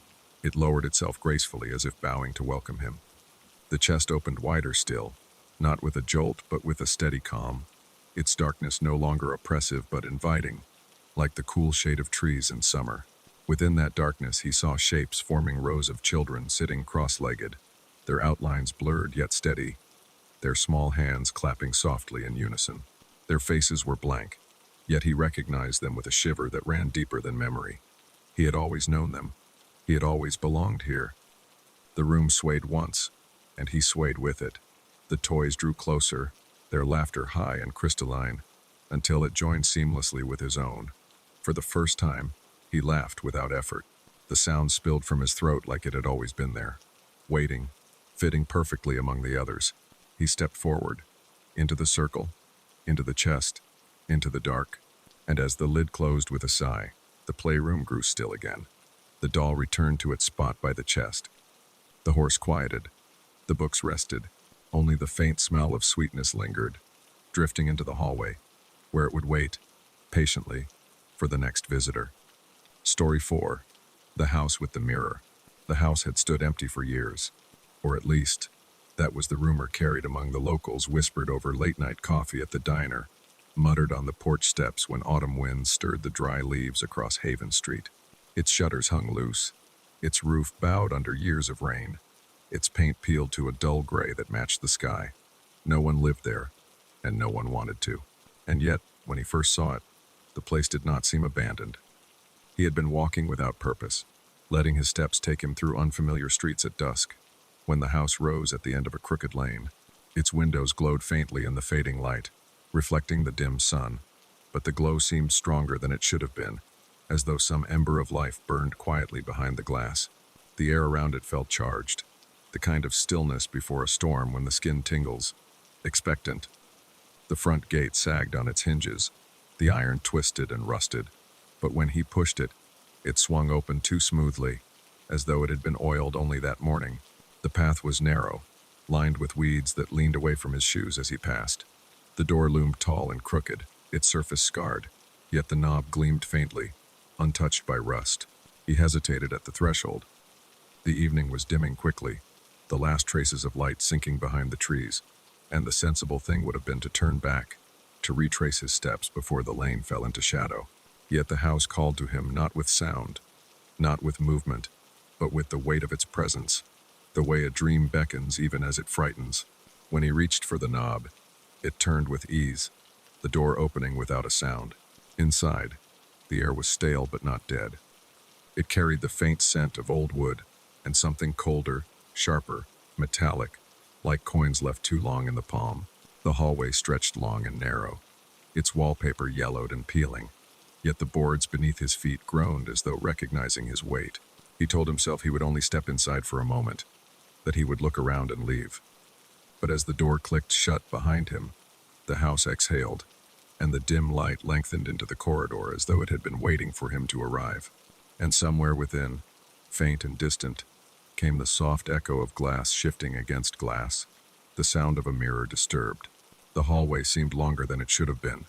Each step echoed faintly, the sound slipping away before it could reach the end of the corridor, as though the air swallowed it whole. The walls pressed close, their faded wallpaper patterned with flowers that had lost their color. Petals dissolved into shapes that were no longer quite floral, no longer quite recognizable. They seemed to shift when he glanced too quickly, as if the patterns wanted to rearrange themselves when not observed. A faint draft ran the length of the passage, though the windows were closed and the air outside had been still.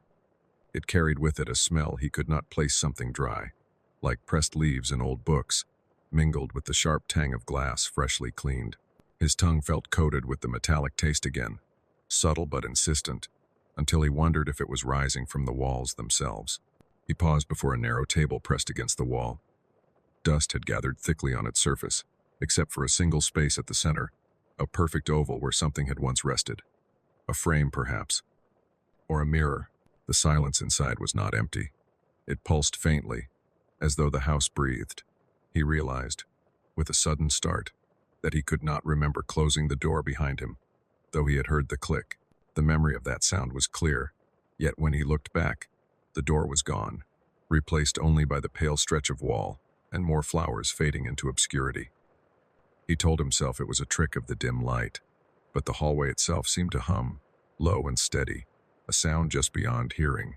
The hum pressed against his ribs, slowed his steps, until walking forward felt like moving through water. And then he noticed it, the faint gleam ahead, a glimmer soft and patient, like light bending where it should not be.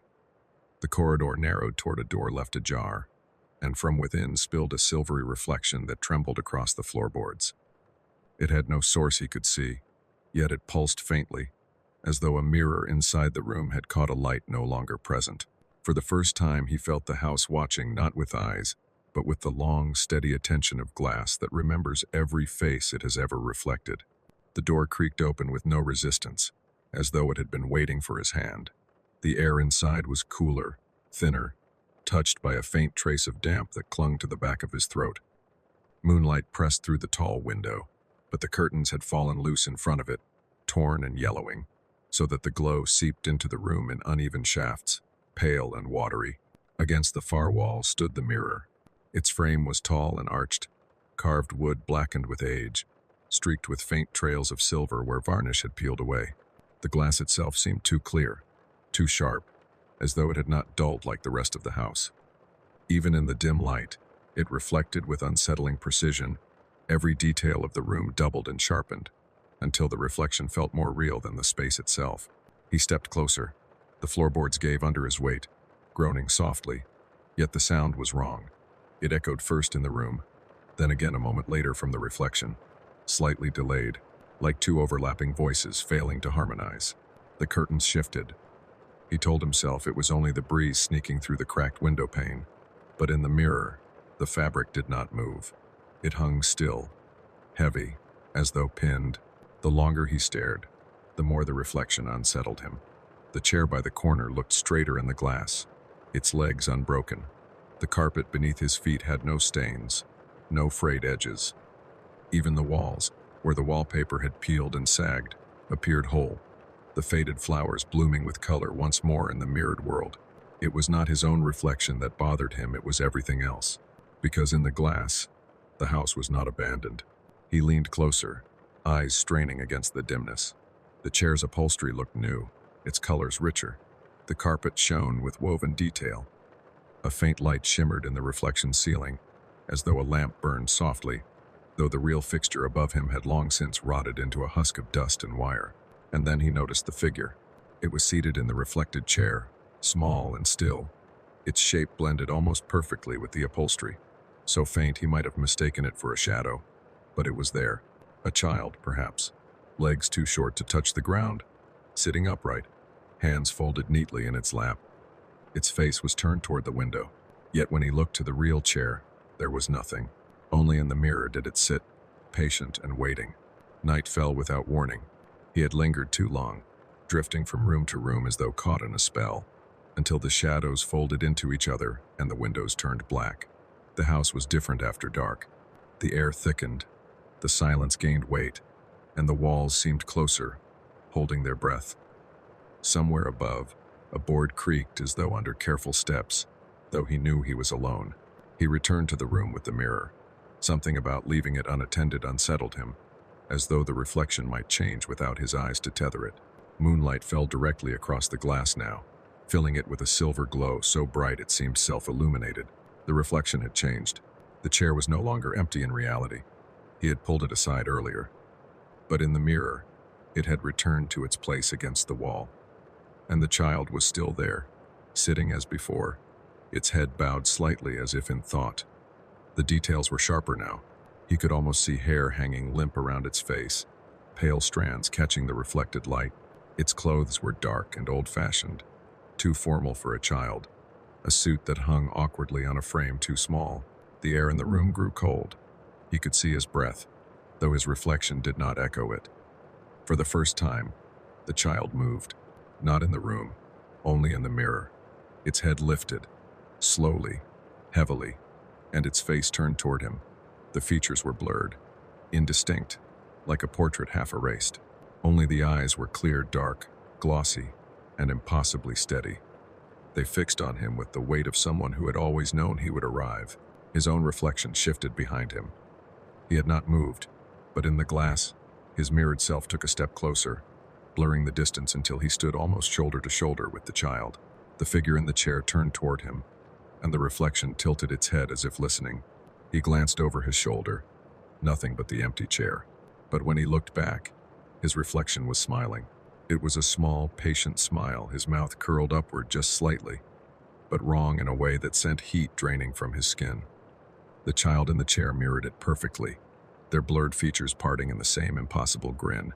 The sound came next, faint and brittle, the scrape of glass against glass, like a fingernail dragging across a mirror surface. It vibrated through the room, though the glass before him did not shake.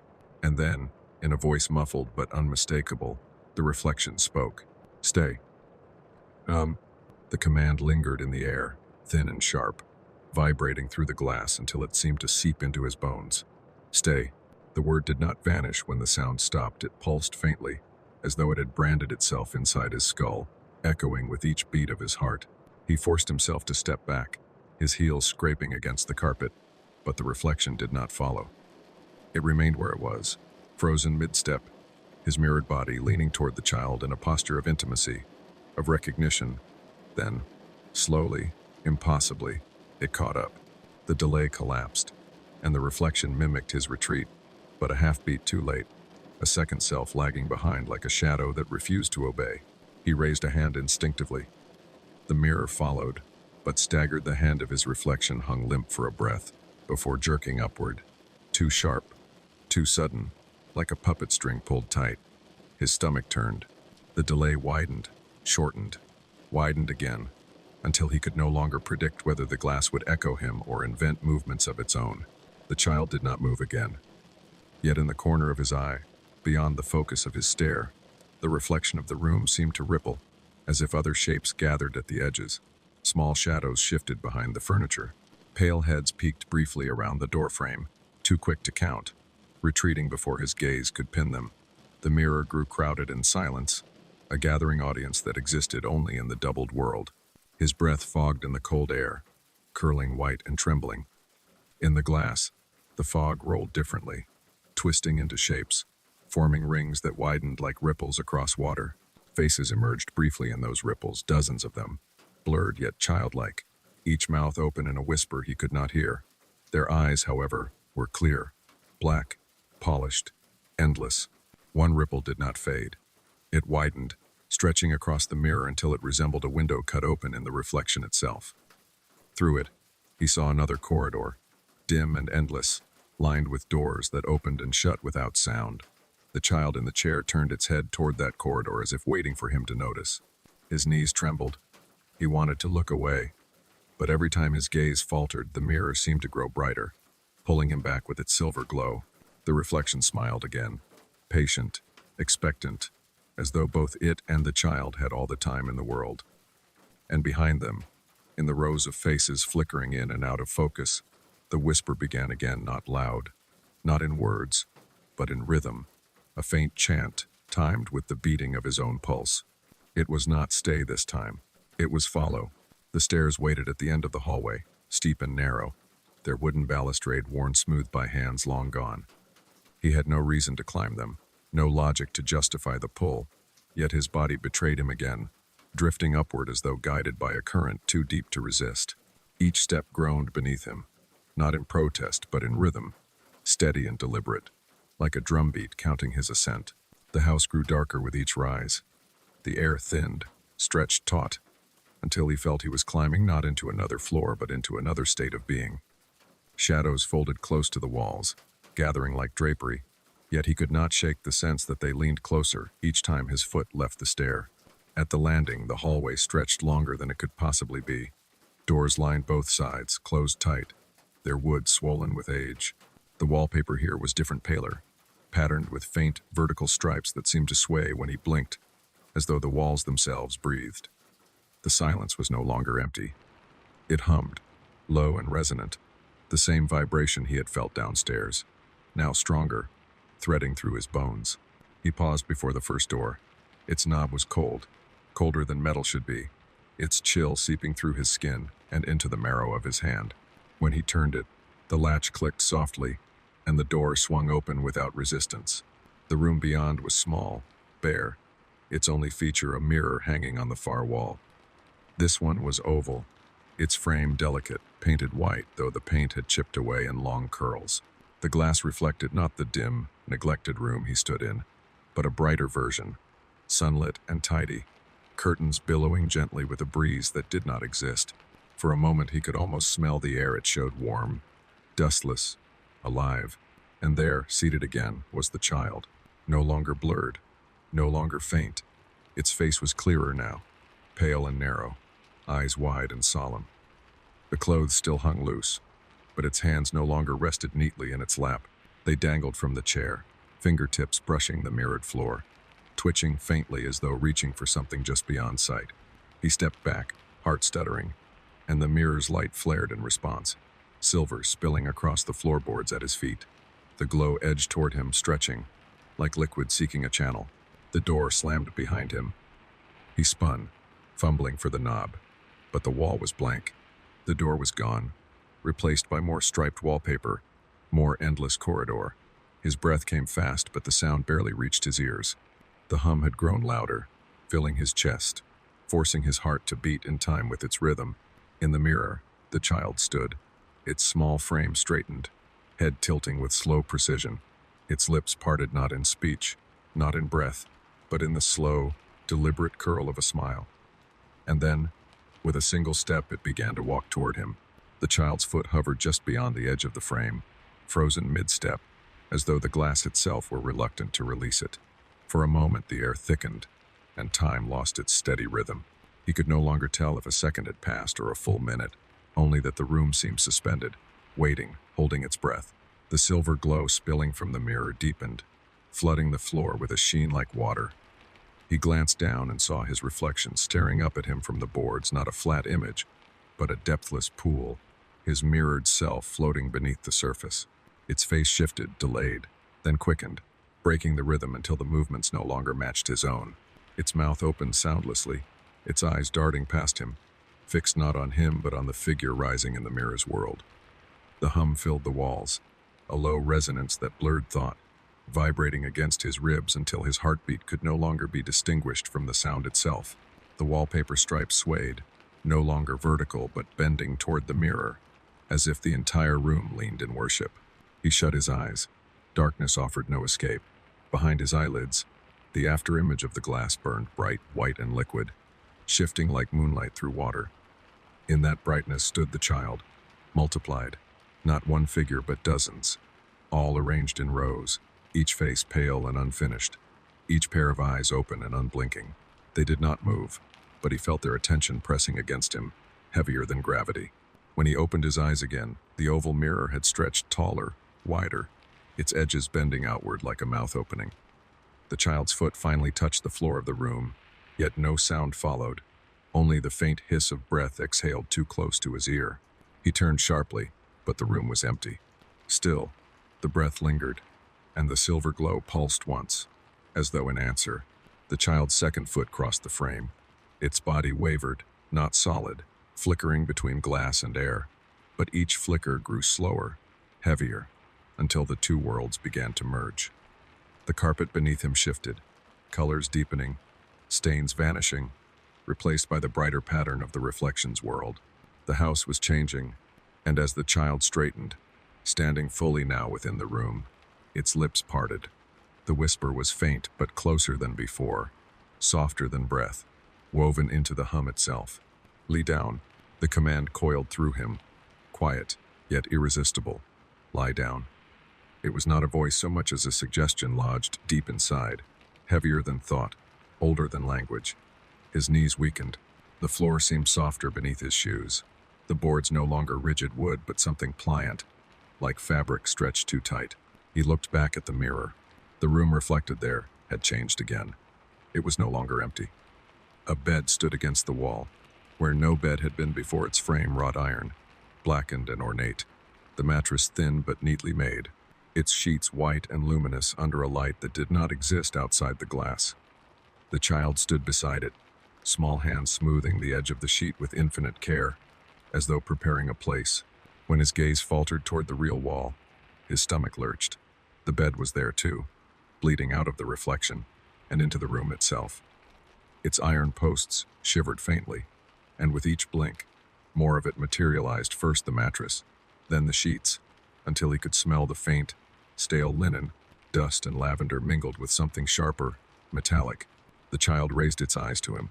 No smile this time, only gravity, a command made flesh. It gestured, a small hand outstretched, pointing to the bed. The hum in the walls deepened, pressing against his chest, until his breath came short and shallow.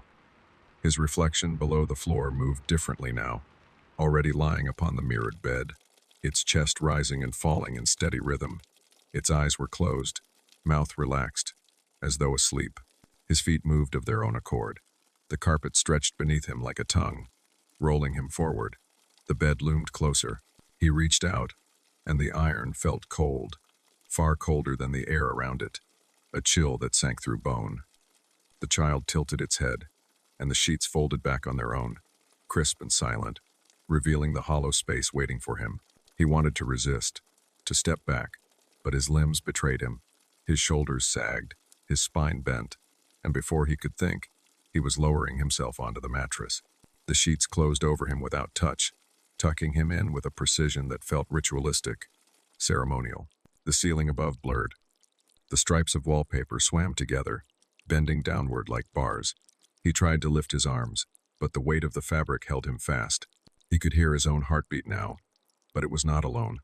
It beat in tandem with another rhythm, slower, deeper, one that belonged to the house itself. The child leaned close. Its blurred face hovered above him, eyes polished black. Its whisper grazed his ear, softer than breath, softer than thought. Rest. The mirror across the room shimmered once. In it, his reflection opened its eyes and smiled. Story 5. The ear-splitting shatter of glass ripped me from a dead sleep. One moment, I was dreaming of nothing, of the pulsing bass and laughter of the day. The next, a primal, cold fear seized me. It wasn't just a distant sound. It was inside the apartment, echoing in the absolute dead of night. Every hair on my arm stood on end, prickling with dread. My heart hammered against my ribs like a trapped, desperate bird, fighting to escape. I swear, the silence that followed felt even louder than the breaking glass, thick with menace. This whole nightmare, this chilling episode, really began with a seemingly simple road trip to Deltopia. You know Deltopia, right? That wild, infamous college festival in Santa Barbara. For us, a bunch of soon-to-be grads from a smaller UC, it was meant to be our last hurrah, a rite of passage almost. My friends Hunter, the easygoing leader, Damon, the quiet observer, Benjamin, always ready with a joke, Armin, the practical one, and I had packed into Hunter's car. It was cramped, sure, us 6-foot-plus guys squashed in there, but the journey down to Isla Vista on that Friday afternoon, the day before the real madness began, was filled with good conversation and music. We were all buzzing with anticipation, looking forward to escaping the monotony of campus life, even if just for a weekend. We hit Isla Vista and immediately ran into the infamous Deltopia parking situation. I'm not even exaggerating. We spent the better part of an hour just circling, hope dwindling with every block. It's that popular. Just when we were about to give up and probably just dump the car somewhere illegal, Hunter, with his typical charm, managed to sweet-talk a sorority girl into letting us use her designated spot. Classic Hunter. We all got a good chuckle out of that, thinking we dodged the first bullet of the weekend. Everything seemed to be going according to plan. Hunter's sister, a junior at UCSB, had graciously offered her apartment floor as our crash pad, and honestly, during Deltopia, that's like hitting the jackpot. Her and her roommates were super chill, so we decided to kick off the festivities early and party with them that very night, even though Deltopia technically didn't start until the next morning. It was loud, chaotic, and exactly what we'd expected from a pre-Deltopia gathering. But then, the air shifted. The moment we saw him, leaning casually against the liquor store wall, hands in his pockets, a knot formed in my stomach. It was Amir. Hunter knew him, unfortunately, but none of us wanted him there. And I mean really didn't want him there. He's one of those guys, you know? The ones who just cling to social circles without ever really being a part of them. He's insecure, loud, completely oblivious to social cues, constantly seeking validation, and somehow, he manages to make every single conversation about himself. And look, before you jump to conclusions and call me out for gossiping, understand this. Amir had done some seriously messed up stuff to my friends and me in the past. We had earned the right to feel this way. He'd mentioned to Hunter weeks ago that he might go to Deltopia, but there was never any real conversation, no plan about where he'd stay or who he'd be with. He wasn't part of our plan, and his name hadn't even come up on the drive down. So, when the five of us, Hunter, Damon, Benjamin, Armin, and I, were leaving the liquor store, arms laden with our purchases for the night, and there he was, just standing there on the curb. It was a punch to the gut. No one said anything. We just kept walking, hoping he'd take the hint, but he just sort of fell into step with us, as if he'd been there the entire time. Invited. The first thing out of Amir's mouth, once we were a few blocks away from the store, was, "Why are you guys so surprised to see me? Was this kid brain dead? Seriously?" Of course we were surprised. There was no plan to meet him, no intention to hang out. As far as any of us knew, Hunter hadn't even told him where we were staying.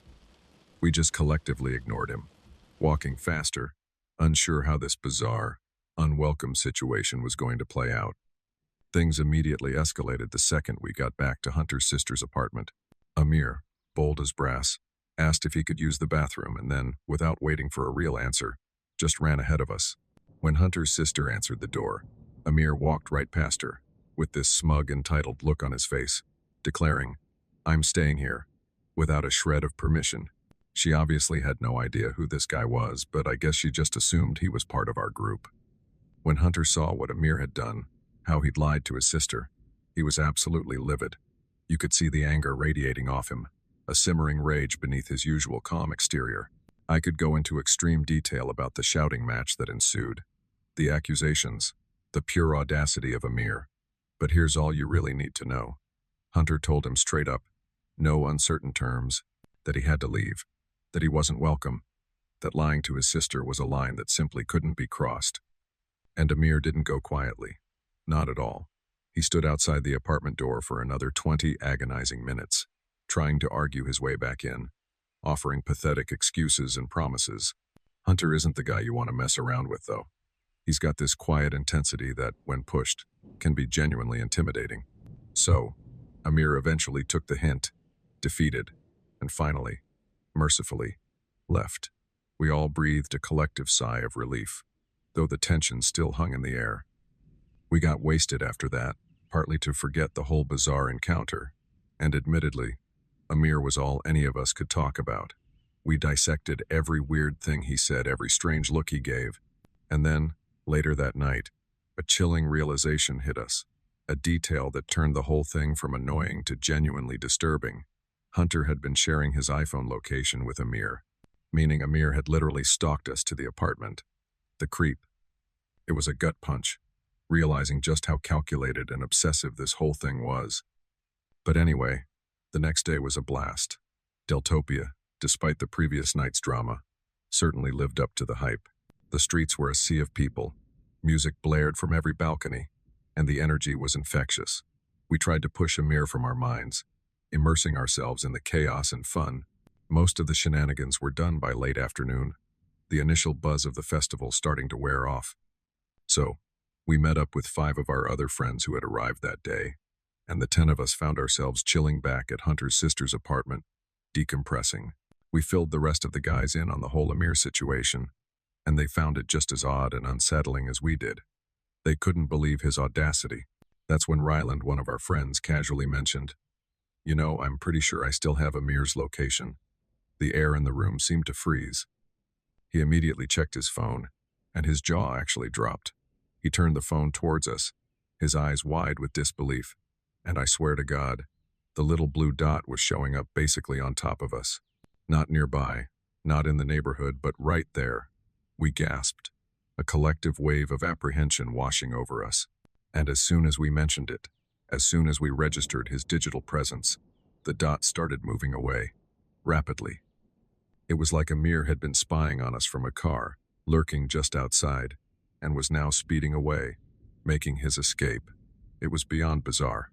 His showing up a second time, after Hunter had explicitly told him he wasn't welcome, was bordering on psychotic. We probably should have taken the whole thing more seriously than we did. That behavior was extreme, even for Amir, who we already knew was off. Instead, caught up in the Deltopia vibe and perhaps a bit too much alcohol, we all just laughed nervously about his weird obsessiveness and continued partying, trying to shake off the unsettling feeling. What else could we do? That night, after we had all finally crashed, exhausted and still slightly buzzing, I woke up randomly sometime well after midnight. It wasn't a slow, gentle waking. It was abrupt, jarring. I barely had time to process my surroundings, the unfamiliar shadows of the apartment, when I heard it, glass shattering. Not just a distant sound, but a violent, splintering crash from somewhere deeper in the apartment. My heart vaulted into my throat. I shot up off the floor, adrenaline coursing through my veins, looking around frantically to see if anyone else was awake. No one was. They were all completely passed out, probably from the day's festivities and excessive drinking. It hit me pretty quickly that no one else had heard it. And if someone had broken in, if this wasn't just some drunken dream, I was the only one awake, the only one who could do anything about it. I didn't have a weapon, nothing, so I just grabbed an empty wine bottle off the floor. It felt ridiculously flimsy, a pathetic defense against whatever lurked in the dark. I took a deep, shaky breath, trying to steady my pounding heart, and started creeping toward the noise, each step agonizingly slow. The silence now was oppressive, broken only by my own ragged breathing and the frantic drum of my pulse in my ears. When I finally, tentatively, entered the living room, my blood ran cold. The sliding door that led to the balcony had been completely shattered. Jagged edges of glass glinted ominously in the faint moonlight filtering in. A huge, rough rock sat in the middle of the floor, surrounded by countless, dangerous shards. There was no need for convincing. I knew it. I knew Amir was behind it. It was too specific, too personal, a direct continuation of his bizarre obsession. This wasn't just random Deltopia vandalism. This was him. I turned to go wake my friends, my mind racing with a mix of terror and disbelief, when out of the corner of my eye, I saw it. The closet door handle jiggled. Just a slight, almost imperceptible twitch. My entire body froze, every muscle locking up. I was more scared in that single moment than I had been just moments before, even with the shattered glass. I didn't think Amir had the guts, the sheer audacity, to go beyond just destroying property. The thought that he had actually broken into the apartment, that he was here, possibly watching me, terrified me to my core. Every instinct screamed at me to yank that closet door open, to confront whatever horror lay behind it. But something, some sliver of sanity, of self-preservation, forced me not to. Instead, I snuck back, painstakingly slowly, to the bedroom. I gently, but urgently, shook Hunter awake, whispering frantically what I'd seen. "Hunter," I hissed. "Amir, he's here. The balcony door, and the closet." He was disoriented, but his eyes snapped open when he saw the genuine fear on my face. We moved silently, a tense, terrifying tandem, towards the living room, but by the time we got there, the closet door was wide open.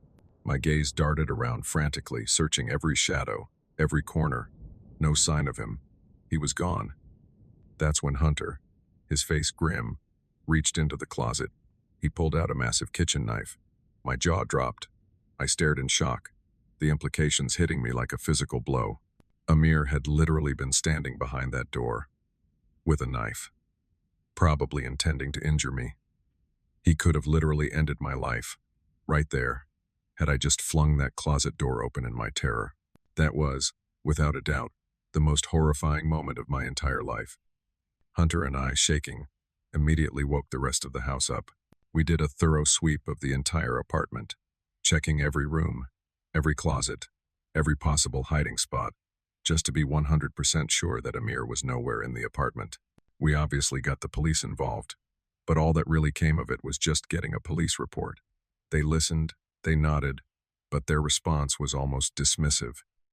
"Property tends to get destroyed during Deltopia," they said, "and you're just one of many victims." It was infuriating. They seemed to dismiss the terrifying implications of the break-in, the stalking, the knife.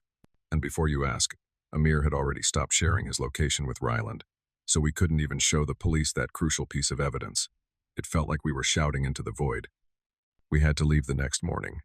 Hunter was freaked out about leaving his sister and her roommates there, especially knowing that Amir had managed to sneak in there once already. The thought of him lurking, still out there, made us all deeply uneasy. Before we got in the car to head back home, Hunter pulled out his phone and typed out this massive paragraph to Amir. I'm not going to air out all the explicit details here, but you can definitely guess what was said. It was raw, furious, a mix of threats and desperate pleas to stay away. The message never delivered, though. Amir had already blocked him. We all pulled out our phones. Damon, Benjamin, Armin, and me. Every single one of us had been blocked, too. Over the next few weeks, none of us heard from him. It was like he had simply fallen off the map, disappeared completely. I still can't wrap my head around all of this. As aggressive and unpredictable as Amir often pretends to be, he doesn't have a history of violence. In fact, I've always thought of him as a little passive, more annoying than dangerous. But this was different. He knows where all of us live. So, I'm still worried, even while writing this out, that he's going to do something drastic, that this isn't truly over. What do you do when someone crosses that line from annoying to truly dangerous? Have you ever dealt with a situation where someone's obsession turned truly dark? Story 6. This wasn't the first time I'd encountered a chilling, unexplainable event. Life, it seems, has a way of throwing you curveballs when you least expect them, especially when you're just trying to enjoy a quiet weekend. This particular story takes us back to April 1996, a completely different time, a different place, but with a similar undercurrent of creeping dread. I was Arthi back then, fresh out of basic training, stationed at an airbase in San Angelo, Texas, working as a communication specialist, 24 years old and feeling pretty good about getting as far from my Mississippi hometown as possible. My two closest friends on base were Sebas and Kay. We were inseparable, the three of us, a tight-knit trio navigating military life in the vast Texas landscape. It was a warm weekend in early April when Sebas, bored with the constant routine, suggested a road trip to Austin for a change of scenery. Kay and I were immediately on board. We were all sick of base life monotony, craving anything different. Kay, bless her, offered to drive. So, we packed her SUV with snacks, CDs, and that eager, youthful energy, hitting the road that same afternoon. The sun was warm, the sky wide, and the open highway promised adventure. About an hour into the drive, somewhere on a mostly empty stretch of highway, the kind where you can see for miles and miles, Sebas spoke up. He was always the observant one, noticing things the rest of us missed. "Hey, did you guys see that car pull up from the shoulder right after we passed it?" he asked, a hint of curiosity in his voice. I glanced back and sure enough, there it was, a dark-colored Tahoe, or something similar, trailing us at a steady, almost unnerving distance. I hadn't seen it pull off the shoulder, but on a highway, a car falling in behind you wasn't exactly the weirdest thing. Still, something felt off. Kay, perhaps feeling it too, changed lanes, just to see, and the SUV followed. A minute later, she did it again, another lane change, and again it mirrored her move, perfectly. My initial confusion quickly morphed into a prickle of unease. What was going on? Then, a minute later, the SUV's lights flashed on, red and blue. Everything snapped into place. We were getting pulled over, by an undercover cop apparently. Kay pulled over to the shoulder, and I watched in the rearview mirror as the Tahoe positioned itself directly behind us. Now, I pride myself on being pretty observant, processing information quickly, analyzing situations. It's something I was quite literally trained to do in the military. So, what happened next immediately set off alarms. The guy who stepped out of the Tahoe didn't look like any cop I'd ever seen. He was wearing all black tactical gear, head to toe, but there was absolutely nothing on him that said police. No badge clearly displayed, no standard uniform. The only thing even remotely official looking was a patch on his arm, but it was too far away, too obscure, for me to read. And his behavior? It was completely out of sync with a normal officer. Instead of approaching Kay's window, which is standard procedure, he just stood there, behind the car, almost like he was waiting. For what? I kept watching him, a knot tightening in my stomach. He wasn't just standing there. He was actively analyzing our vehicle. He was peering through the rear window, trying to see the stuff we had packed in the back. Then he started inspecting Kay's bumper stickers, the very visible ones, and her license plate. He was taking his sweet time, far too much time for a simple traffic stop. Sebas and Kay eventually caught on to his strange behavior too. You could feel the unspoken questions hanging in the air between us. Finally, Sebas, bless his direct nature, rolled his window down. "Is there a problem, officer?" he called out, his voice betraying a hint of trepidation. The guy didn't respond to Sebas. Instead, he swiftly walked up to Kay's window and, without any preamble, simply asked for her license and registration. Kay, hesitant, clearly unnerved, reluctantly handed them over. He took them and walked back to his vehicle. And then he just disappeared, for what felt like an eternity. The three of us started whispering, our voices low and strained, about how bizarre this whole encounter was becoming. What was he doing? Why was he taking so long? We weren't sure what to do, just sitting there, waiting, under the wide, empty Texas sky. After what felt like an eternity, the guy finally exited his car again, but this time, 2 other men stepped out with him. My heartbeat picked up, a frantic drum against my ribs. I tried some focused breathing, a technique from training, to keep calm. The original officer walked back up to Kay's window. He didn't mention her license, didn't give us any reason for the stop. Instead, he asked, "Is your father in the army or something?" Kay, confused, asked for clarification. He then pointed oddly to the U.S. military bumper sticker on the back of her SUV. Kay actually laughed, a nervous, almost disbelieving sound. "No," she said, "I'm the one in the military." Then she turned to Sebas and me, a flicker of something, defiance maybe, in her eyes, and said, "Them too." The moment Kay mentioned we were all in the military, I noticed a shift. It was immediate, palpable. The guy at her window didn't say anything right away, but his body language stiffened. His shoulders squared, his jaw tightened. He glanced back at the other 2 men, who were still standing near the rear of the SUV, their faces unreadable, and then he glanced back at Kay.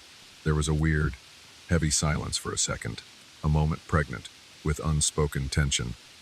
And then, he simply told Kay that he was letting her off with a warning and to drive more slowly. He handed back Kay's license, his movements abrupt, and turned around without another word. The 3 of them got back into their Tahoe.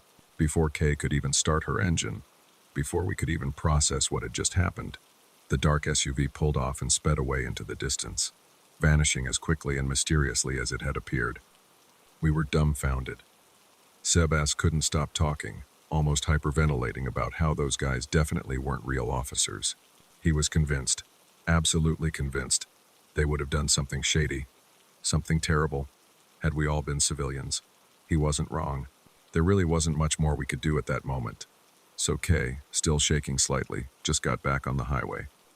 Austin was actually a really good time, a much-needed distraction, and by the time we got back to base, we had all but forgotten about the unsettling stop.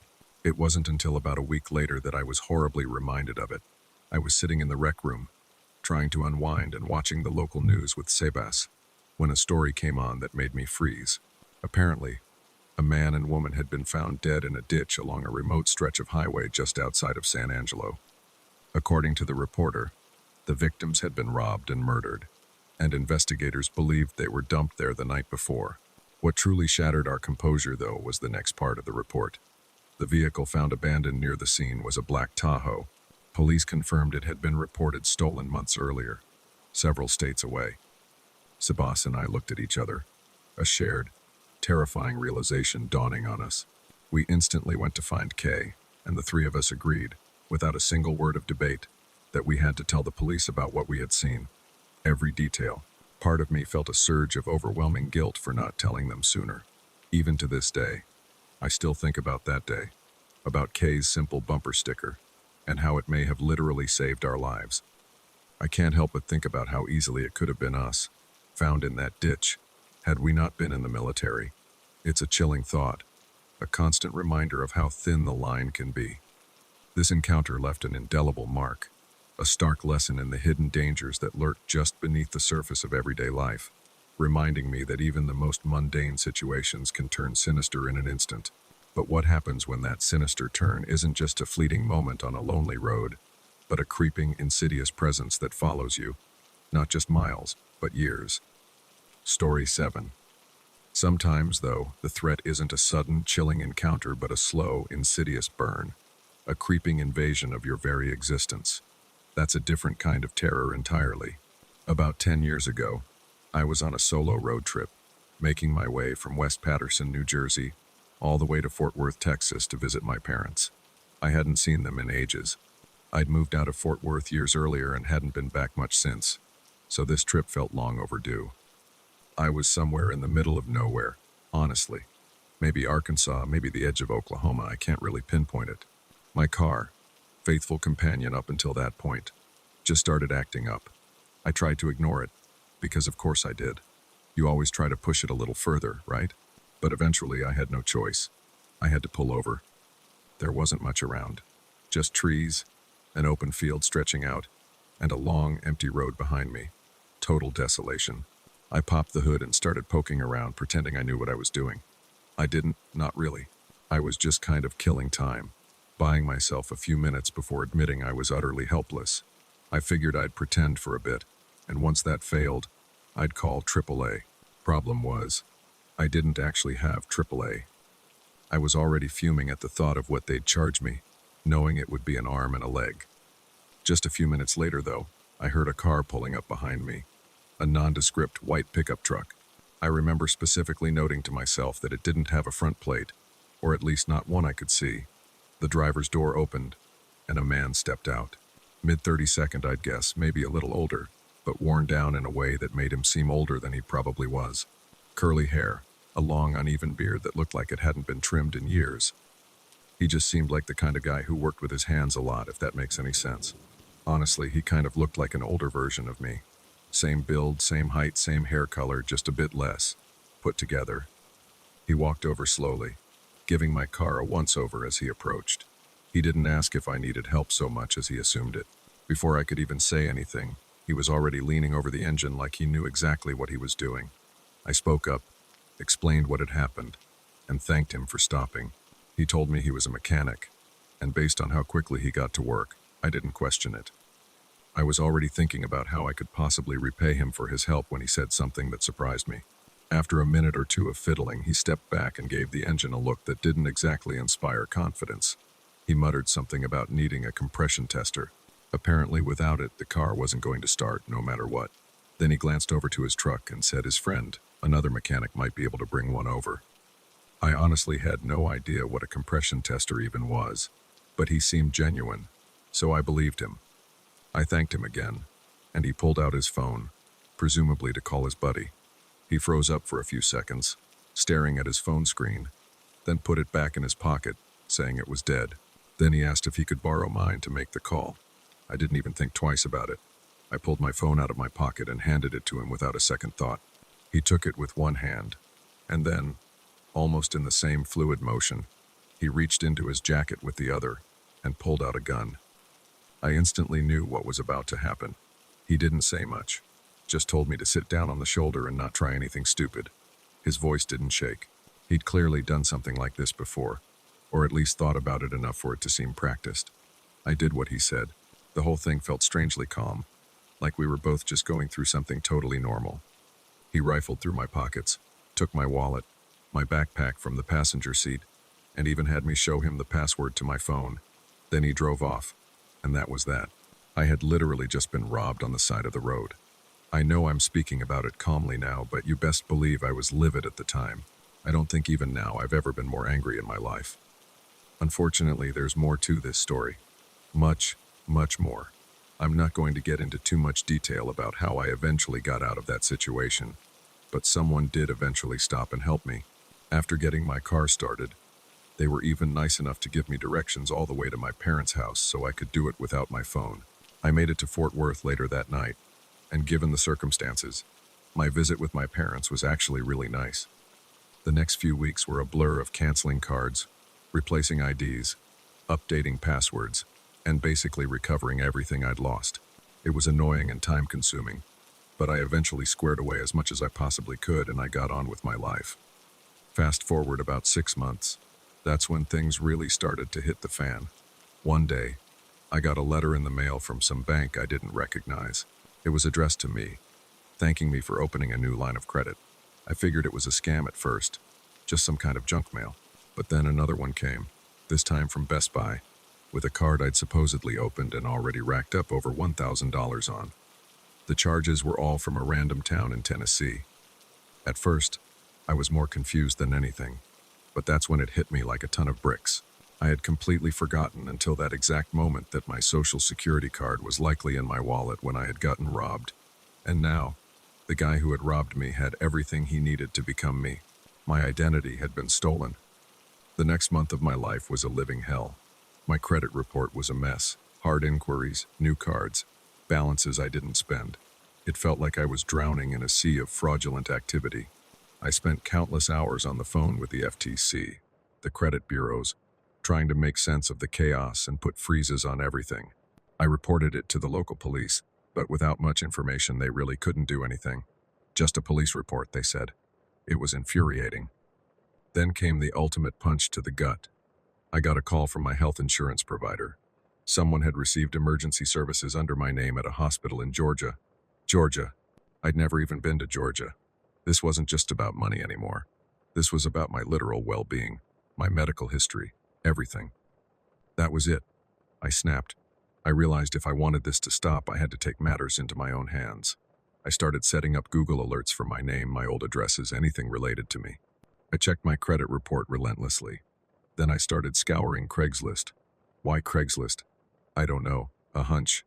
I figured if this guy was buying things on a stolen Best Buy card, maybe he was selling them too. It was a long shot, but I was desperate. And then, one day, there it was. An ad for used power tools in Jackson, Tennessee. Not only was it in Tennessee, but the items listed were eerily similar to the types of tools that had been charged to my stolen Best Buy card. My heart was hammered. I contacted the seller, feigning interest in the tools, asking a bunch of questions. I needed to confirm it was him. His responses were short, a little suspicious, but they matched the profile. I asked to meet in a public place, and he agreed. That's when I called the Jackson, Tennessee Police Department. I laid out everything: the robbery, the stolen identity, the charges, the Craigslist ad. They took me seriously, very seriously. They set up a sting operation. I was there, hidden, watching. The guy showed up, just like we'd planned. But as the officers moved in, he panicked. He tried to flee in his truck. There was a chase, a short one, then a crash. Nothing major, thankfully, but enough to apprehend him. When they questioned him, he finally cracked. He confessed to robbing me, to using my information, and then he implicated 2 other guys. They were part of a larger ring, preying on stranded motorists, stealing their identities, and using them for everything from credit cards to medical services. 3 of them, just like that. They were all arrested, charged, and eventually they went to prison. Justice. It felt like an impossible, distant concept for so long. But there it was. A cold, hard dose of it. But even with justice served, the ripple effects of such a violation lingered. What about the unseen scars, the constant vigilance, the lingering doubt that perhaps, somewhere, a part of you still isn't entirely your own? The night has carried us through 7 tales, and now they settle behind us like fading echoes. Perhaps you feel lighter, drifting toward rest, or perhaps a shadow lingers still, patient, waiting at the edge of your thoughts. If you listen closely, the stories do not end here. They live in the hush between heartbeats, in the stillness that gathers when you close your eyes. So take a breath, release it, let the weight of the night carry you down. And if you dream, may your dreams be gentle, until the next time we meet again, in the dark.